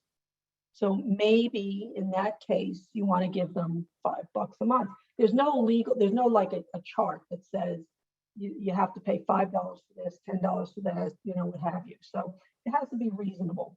So in many cases, clients are paying, that stipend, $5 a month. If the employees are required to do more on their cell phones, like take calls, but it's only occasionally, well, maybe they are, maybe they get $10 a month or $15 a month. For heavy business use, expected or encouraged, then you're going to have to pay more for that. Same thing with the internet. If employees had to upgrade their internet, this is particularly true where employers are using heavy graphics or spreadsheets where their home internet wasn't up to the task and they had to upgrade their internet, they should be reimbursed for the difference between what they were paying for their original internet and the upgraded internet. Okay, so there is no hard and fast rule as to how much. But when you decide what you're going to pay, you should have an internal memo that says, this is why we chose this amount. Saying that, well, basically we think that, and it could be different for different groups of people. Your exempt managers who, you expect to be working whenever needed, they may get more. But your line supervisors who only need the cell phone to figure out who's coming to work when, they may not need to get as much. So you can do it by class of employee, etc. But figure something out, because these lawsuits get very expensive when you add PAGA penalties, which are per pay period per employee. It can be very expensive very, very quickly. So please, I encourage you to go back and do a little audit about what you were doing early in the pandemic. If you have since changed and now you're supplying all the equipment and giving them hot spots and what have you, then your duty to reimburse may be minimized or eliminated, okay, depending on the circumstances. Okay. Now, Todd, you had a question I wrote down that says you wanted to know how to pay the expenses. Expenses are not wages. They are not paid out of payroll. Expenses are accounts payable. So you would not include them in your payroll for that week. So does that answer your question? Cool, somewhat. The person we're hiring is someone who would, in prior world, would have either been a renter at the salon or an independent contractor, and most of their business is still independent, but we're bringing it in 1 day a week. We're going to pay them as an employee. They're going to provide the tools that they use. Right. So we were thinking of paying them a per service allotment. There's tubes of things that maybe cost $30 and they can go for 10 clients. So we're going to pay them a fixed amount of dollars for the materials and supplies that they are providing. Obviously not through payroll, but I don't know how to value that. Well, so that they are providing to you, is that it? They're providing to perform the service. Normally, obviously, we provide all materials and supplies for our services. Ask for receipts. But then can we allocate it and say, okay, you bought this $30 tube and we know we get 10 services per tube. So we'll give you 1/10 per service. If that's reasonable, yes. Okay. Again, so we'll ask for receipts and then agree on an amount per service. I would strongly recommend that you each individual, you come to an agreement saying, how much do you use per service?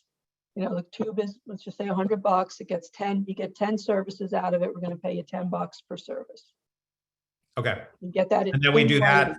Then does this person get a 1099 at the end of the year for the expense reimbursement? No, I don't. Well, I'm not a tax person. I don't think so. I think it's just expense reimbursements. Okay. I don't get a 1099 when I get my mileage paid. That makes sense. Internet stipend. That makes sense. Okay. Got it. Thank you. Mm-hmm. Any other questions about expenses? Betsy, hi, it's Debbie. I have one question. Now, on my payroll, we actually have a separate category that is expense reimbursement. But you're saying we shouldn't do it that way? Well, typically it's not wages. So you're not taking taxes out of it? No, we're not. This is not, Okay, this specifically says expense reimbursement, and it is treated separately, but it is still added on to the paycheck. oh, that's fine. That's Oh, okay, fine. okay, But what I'm saying is, you know, you would not take, it's not paid, it's not taxable, it's a reimbursement. It's Right. not included in hours worked, it's not a bonus. You know, Right. it doesn't get included in overtime and that sort of thing. It okay, is a good. reimbursement to the employee. Thank you. You're very welcome. Anybody else? Okay. All right, so this is an area where this is like quicksand. You never know when you step off the edge whether you're going to get sucked in and smothered, or you're going to come out okay. Arbitration agreements in California. There are pros and cons, and I don't know how many people on the call today use pre-employment arbitration agreements that employees or new employees sign when they come on board, or current employees sign since you introduced the program. There are pros and cons to arbitration agreements. The biggest pro is that you'll never be in front of a jury. So, you know, you're not going to be subject to these ridiculous jury awards that we hear about all the time in California. Arbitrators tend to award lower numbers. You know, and I have some classic cases where I and the client and I are the first thing we say to each other after we do our interviews and figure out that, boy, we really screwed this up. The first thing we look at each other and say, thank God there's an arbitration agreement, and this will never come in front of a jury. So that's one of the major pros. The con for this is, in California, the employer must pay all of the arbitration fees. The plaintiff has to pay the initial filing fee, but the employer must pay all of the remaining arbitration fees. And arbitrators have gotten quite expensive in California. A 4-day arbitration could easily cost $40,000 or more, depending upon who the arbitrator is. Okay, so that's the biggest drawback to arbitration. Now, many times arbitration agreements, I've seen a mixed bag as to whether or not they discourage plaintiffs from filing a claim because they figure, well, I'm going to be in arbitration, I'm not going to get a whole lot of money. I think it's a mixed bag. I have had many cases where as soon as the other side found out there's an arbitration agreement, their whole perspective on the case completely changed, and we were able to resolve it for a very minimal amount of money. And other lawyers are like, oh, great, an arbitration agreement. They're going to have to pay all this money to the arbitrators. So, you know, we're going to make them, you know, run up the fees. We're going to make them pay all the arbitrators until they decide they don't want to pay all that money. And then, you know, we'll settle. It increases the settlement value. It can increase the settlement value of a case. Bottom line, you have to decide for yourself whether or not your workforce and your industry, you know, makes it better to have arbitration agreements or not. So that's something that, you know, you should work with your counsel to determine whether or not arbitration agreements make sense for you. Now, the other problem with arbitration agreements is this keeps changing all the time. The courts, California courts, federal courts, and the Supreme Court of the United States love arbitration agreements. love them, love them, love them, will go out of their way to enforce them. California courts, on the other hand, are not real crazy about arbitration agreements. Current law says pretty much they have to enforce them, but they are looking for any way they can to invalidate an arbitration agreement for because of it, doesn't comply with all of the requirements of an old case called Armin Diaz. Like, it doesn't provide for mutual remedies. Both employer and employee have to go to arbitration. It doesn't require the employer to pay the arbitration fees. And there's other parts of it too.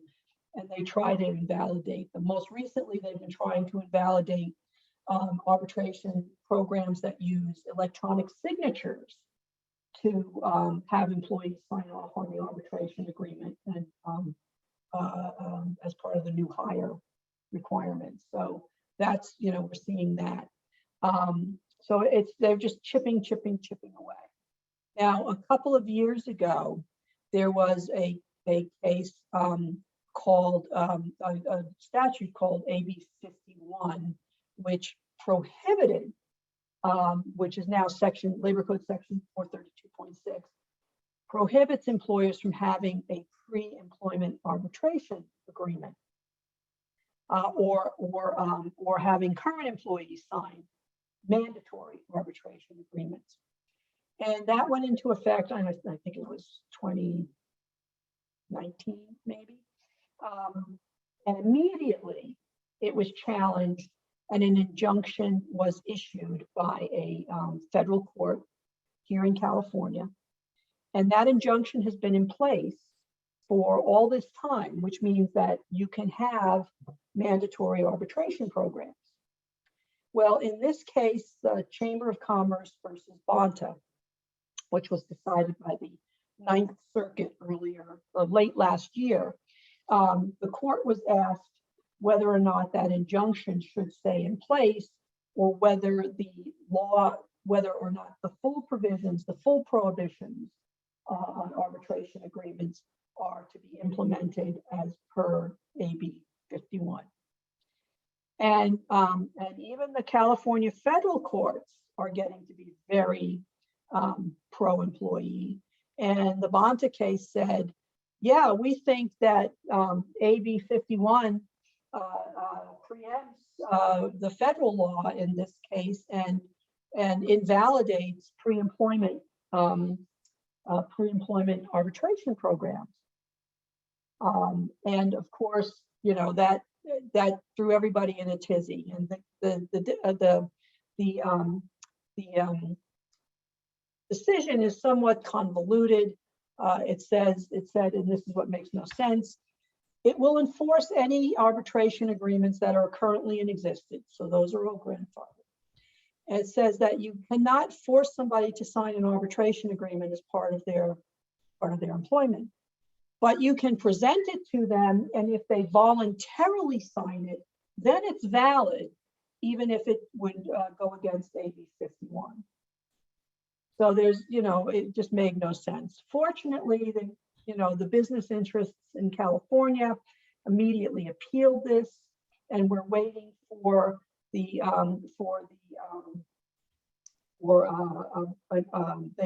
they made a motion for reconsideration, and before the Ninth Circuit. We don't know when that's going to happen or what the decision will be. But in the meantime, arbitration programs are okay. The injunction is still in place. Okay. All right. So to complicate it, we've already talked about this. To complicate it a little bit more, a case that just recently came down in California. I want to get regarding arbitration agreements, now up in front of the U.S. Supreme Court. So in a case called, and this could significantly change the landscape. It could basically obliterate PAGA representative actions. if the U.S. Supreme Court finds in favor of the employer. And that case is called Viking River Cruises, and you've all gotten, I'm sure, in the mail, advertisements for Viking River Cruises. The lower court, the lower federal court, said that so way back when, California Supreme Court said you can have class action waivers in arbitration agreements, which means employees cannot bring class actions. They have to do it individually, but you cannot have PAGA waivers. So any PAGA claims that are being brought by one person on behalf of everybody cannot be forced into arbitration. And for years, we've been trying to get cases in front of the right courts to say, no, PAGA you should be able to waive PAGA cases in arbitration. And we've never been able to get it done until now, possibly. So the rule has always been, yeah, class action, and that's a significant pro for arbitration. You can have class action waivers in the arbitration agreements. You can't have PAGA. So you could conceivably and do have two separate pieces of litigation. One's going to arbitration. The PAGA case over here is stayed pending the outcome of the arbitration. And as a practical matter, everything gets resolved all at once. So finally, we got a good challenge to that rule. That the challenge has always been, wait, the Federal Arbitration Act has always been viewed as preemptive of all state laws that put any restrictions on the use of arbitration agreements. And so therefore, the old decision in Iskanian should be overturned. And that's where Viking River comes in, because they had a case where the court said, no, PAGA waivers cannot be included in arbitration agreements. And they've taken that case now all the way up to the U.S. Supreme Court. Oral argument will be in the near future. And we're hoping, optimistically hoping, that the court will issue a decision in that case before it ends its term at the end of June. And if the U.S. Supreme Court says yes, the Federal Arbitration Act preempts all state limitations on the enforcement of arbitration agreements, all of those PAGA cases. If you have an arbitration agreement that includes a PAGA waiver, all of those PAGA cases disappear. So that may be one thing to consider, especially if you're a larger employer.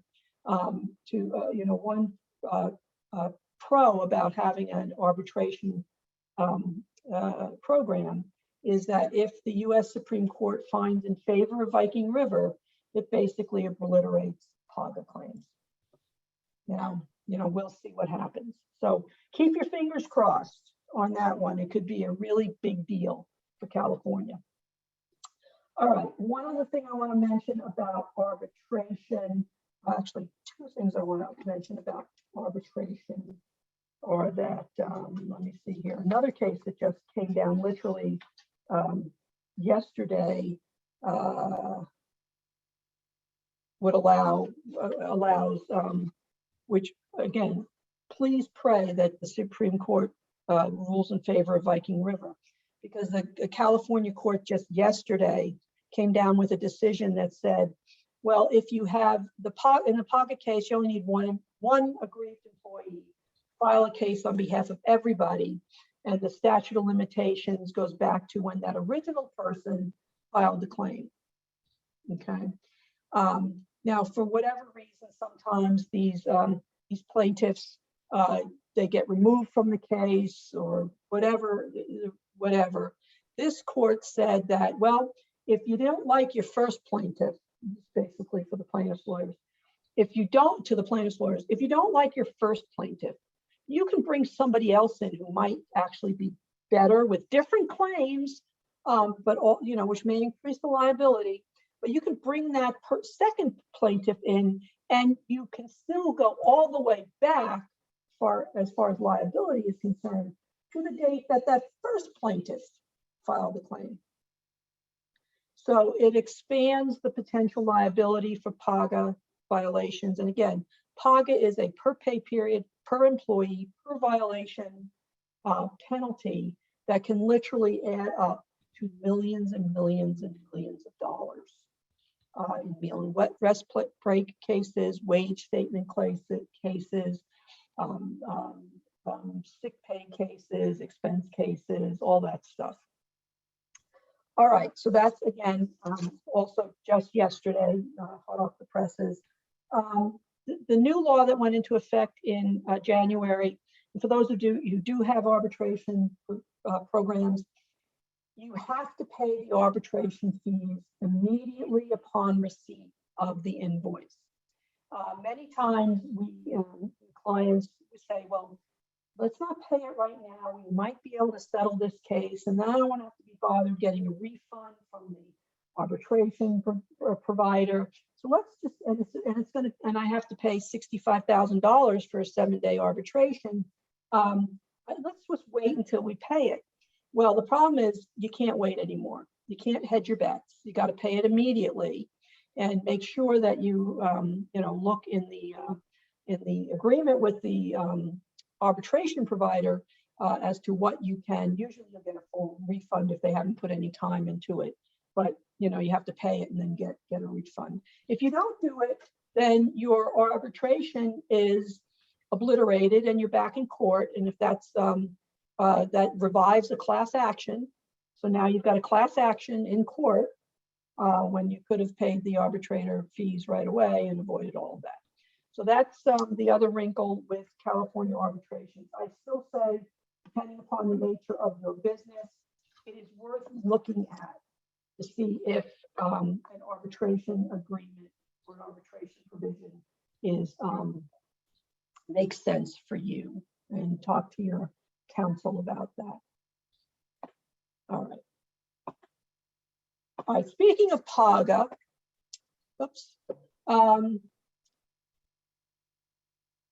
So this is similar to the new case I just mentioned, but this is an earlier decision that says an employee who files a PAGA claim for penalties based on, let's say, meals and rest breaks, but that particular person's claims are barred by the statute of limitations, which says you can only bring certain claims within certain periods of time. Because that employee is deemed to be representing all of the employees, even if their individual statute of limitations claim is time barred, if there's anyone in the aggrieved employee class whose statute of limitations has not expired, now this employee can continue to bring the PAGA case against on behalf of all the aggrieved employees, even if they're not going to get any recovery because their statute of limitations has expired. Again, California courts are bending over backwards to maintain PAGA, to broaden PAGA, and while I might be putting myself out of a job by saying this, I really wish PAGA would just disappear. It would. It is a gold mine for plaintiffs' lawyers.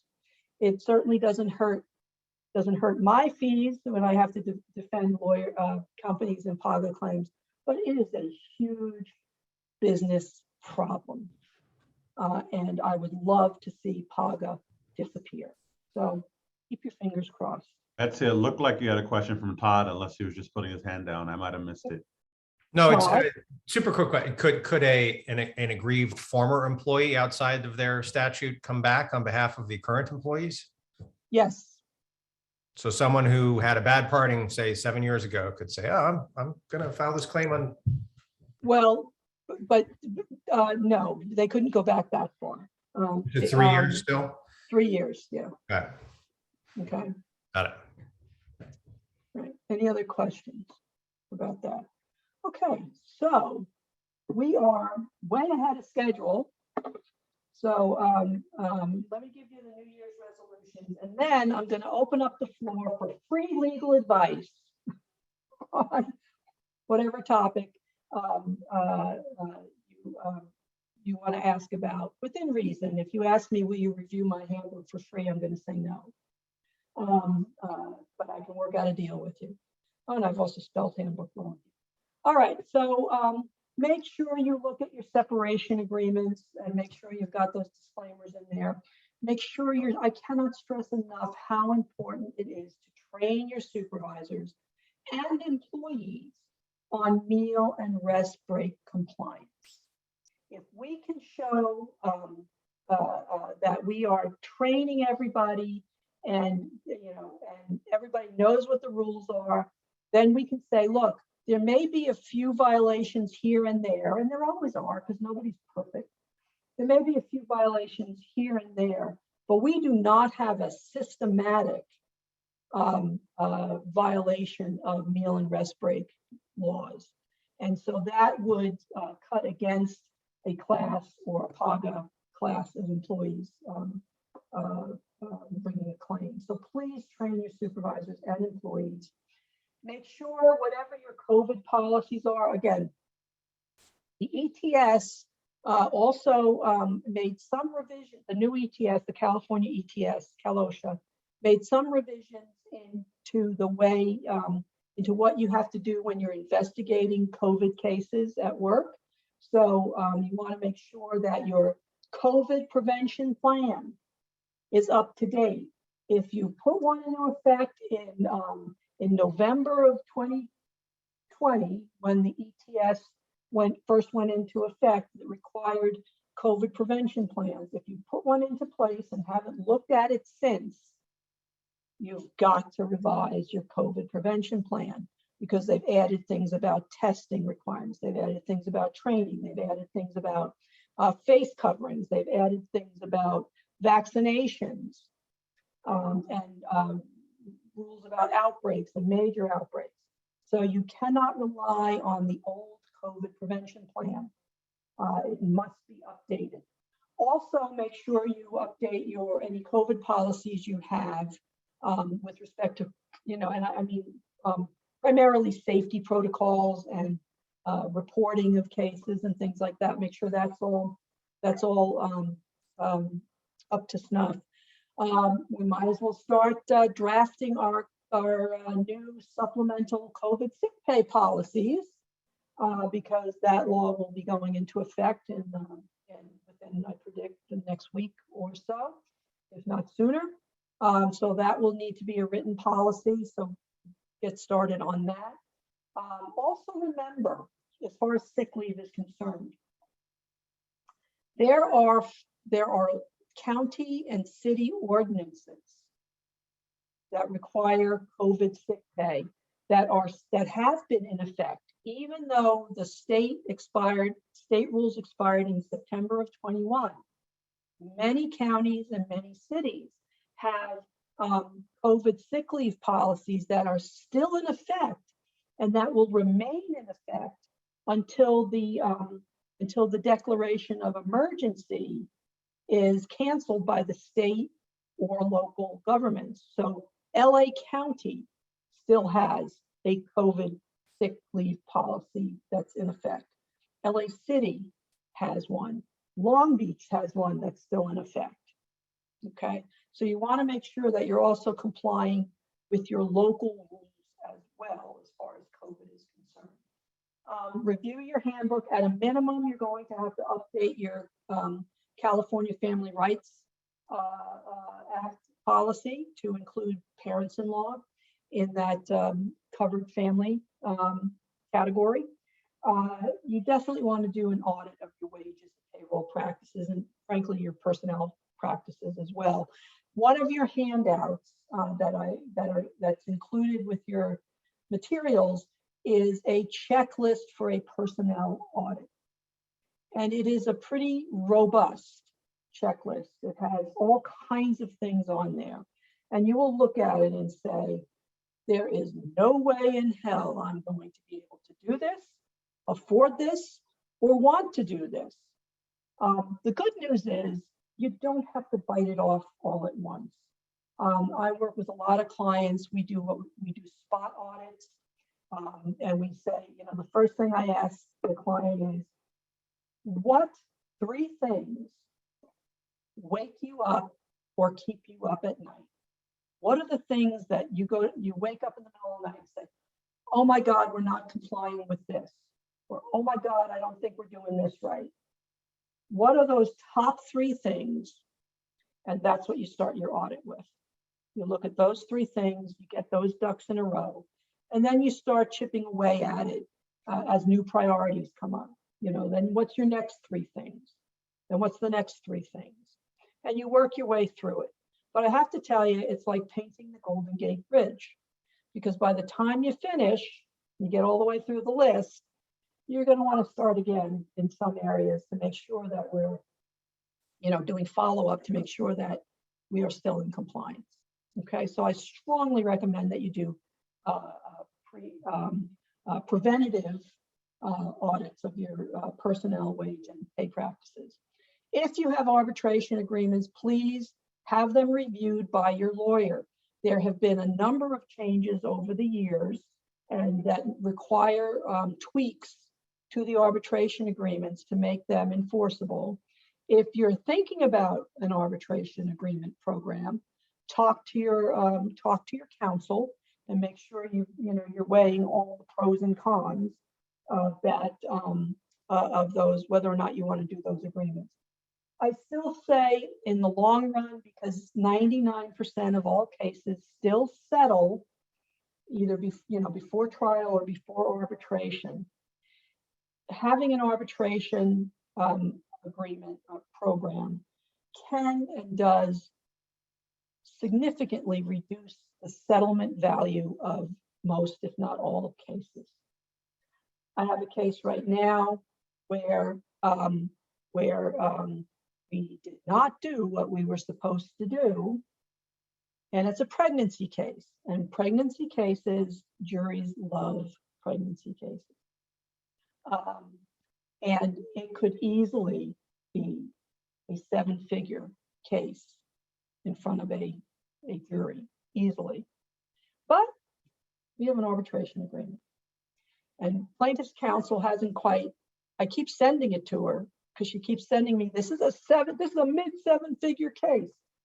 I send her back, here's that copy of the arbitration agreement I've sent you 5 times. If you don't bring it in arbitration, we'll move to compel arbitration. And your 7-figure case is no longer a 7-figure case. Okay, so it does have a significant impact, or should have a significant impact on settlement value.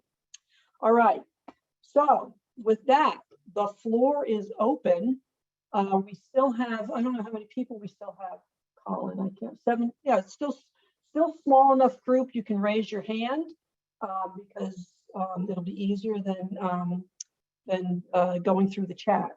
So any questions on anything we covered or anything else that you want to ask the lawyer about?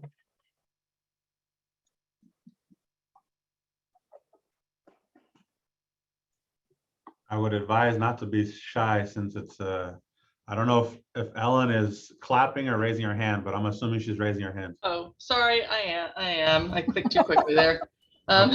Thanks for the presentation, though. It was great. So my question is, and I'm sorry if you covered this, I had to hop off for a little bit. We have an employee who is asking about paid time off for taking a child to get vaccinated.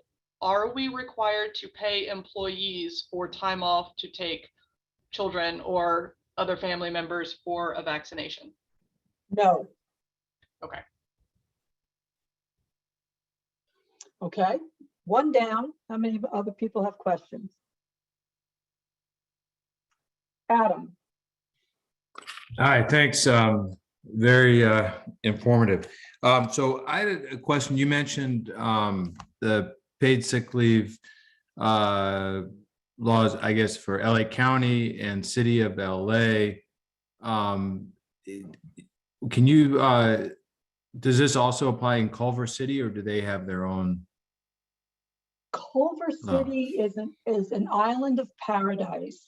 Yeah. In the limits within the city and county of LA. You are a separately incorporated city, And none of, and the LA County and LA City rules do not apply to you. So in that case, I mean, for the most part, we would, like, for paid sick leave, we would follow the state. State. You would follow the state regular paid sick leave, and you would follow the state, the new supplemental COVID sick leave. You would follow the state rules. Great, thank you. I don't know if I've heard of Culver City referred to as a paradise, but particularly these days. But I see that Angela has her hand up, and then we'll go to Todd. Thanks, Betsy and Colin, for hosting this. So I know a lot of this information is geared toward 25 or more employees, but are there any specific mandates for under 25? The California Family Rights Act applies to you if you have 5 or more. For the COVID, but what about for the No, COVID? for COVID, Yeah, the supplemental sick leave does not apply to you if you have 25 or fewer employees. okay, But the state rule does, the state Yep. paid sick leave, but not the COVID sick leave. okay, The Cal OSHA emergency standards, the ETS, that applies to you. So exclusion pay that we talked about would mhm, apply to you, and all of the COVID prevention plan requirements and all of that would apply to you. Okay. All of the wage and hour rules we talked about, meal periods, rest breaks, expenses, Yeah. all of that applies to you. yeah, okay, great, thank you.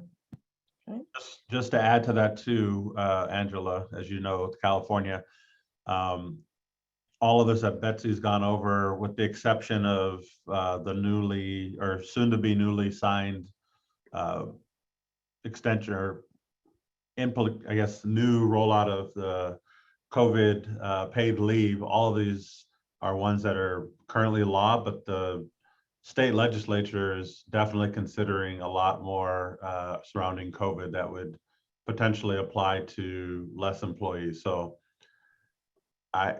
we'll see what shakes from that, but it's definitely, I don't want anybody leaving here thinking that under a certain employee count is immune to some of the policies or future laws that'll be coming to our state. Yep, Great point. And I have to strongly agree with Colin. Small employers are not immune anymore. The state and local governments are constantly implementing new rules and regulations that apply to smaller and smaller and smaller employers. So yes, you really need to keep abreast of everything that's going on. Advanced, whoever that is. I believe that's Cecilia. If you want to, I don't know if you're able to unmute, Cecilia, if you want to try. Otherwise, if you want to drop your question in the chat, we can get it addressed. And while we're waiting on that, we'll go to Todd. Todd, know you've you- used up your question quota. I'm sorry, no, I'm past the quota. I already know you already pre-answered this, but will you redo our employee manual for free? Okay. No, but because I did it the first time, I can probably give you a good deal on it. Okay, good. Yeah, that's true. 2 quick questions. These number of employees, the 25 and above, is that throughout the enterprise? We're expanding outside of California through a separate corporation, but the ownership is the same. I don't know that right off the top of my head, and there is something else I want to mention before we sign off. But usually California says 25 or more anywhere. Rules apply. Under common ownership or in the same corporation? Well, the answer to that is it depends, because there are criteria that need to be looked at to determine whether or not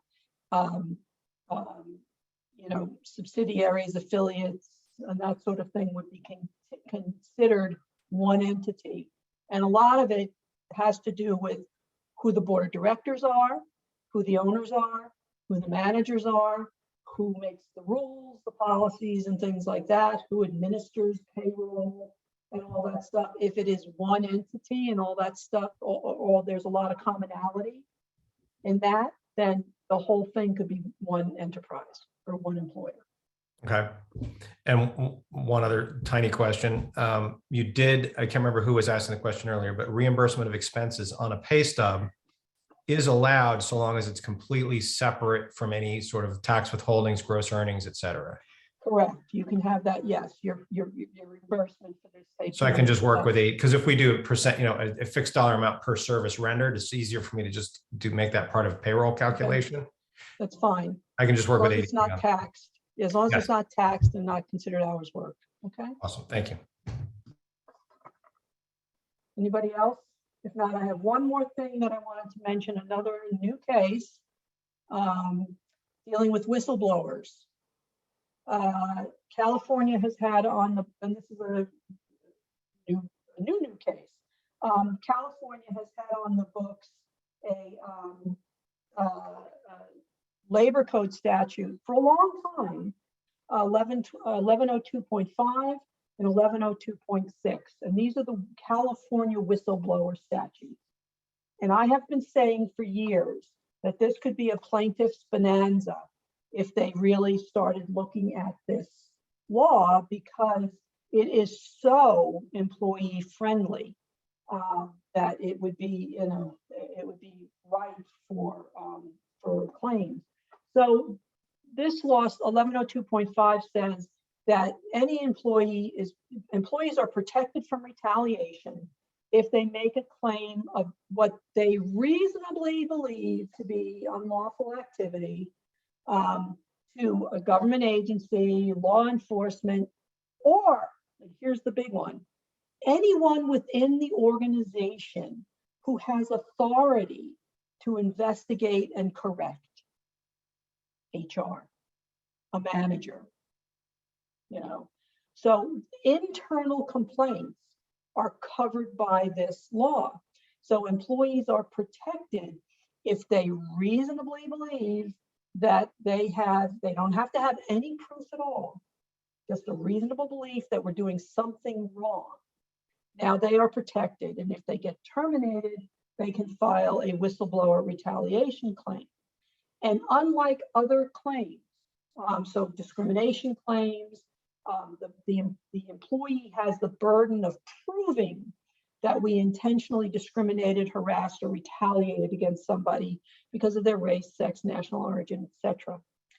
Under this law, the burden of proof is completely flipped, and the employer has the burden of proving that the reason for the termination or adverse action had nothing to do with the fact that the employee complained. Nothing to do with it. And we have to prove that by clear and convincing evidence. So any lawyers in the group know that that is a significantly higher standard of proof than what an employee has to prove in a discrimination claim. They only need to prove by a preponderance of evidence that we discriminated, harassed, or retaliated. We have to prove by clear and convincing evidence that we did not retaliate against somebody because of the complaints that they made. So I suspect, and we're already seeing more and more lawsuits, including 1102.5 claims, and I suspect we will now see a plethora of more cases coming down the pike. All right, any other questions? I gave you some time to think of something to ask. I see stuff in the chat, Colin. Is there anything that needs to be addressed? Not that I saw. No, not directly. I think you've answered most of them throughout if they weren't, if they didn't ask you specifically. I have somebody here who has a question about maternity leave. Okay, they might have sent that directly to you. I don't see that one. Oh, okay. Oh dear. That means I have to look at this stuff. Yikes. Someone asked, where can I find the online posters? Go to Google. Google, my favorite research tool these days sometimes. Google the www, or go to www.dir.ca.gov and go to labor laws, and you will find links to posters and other fun information.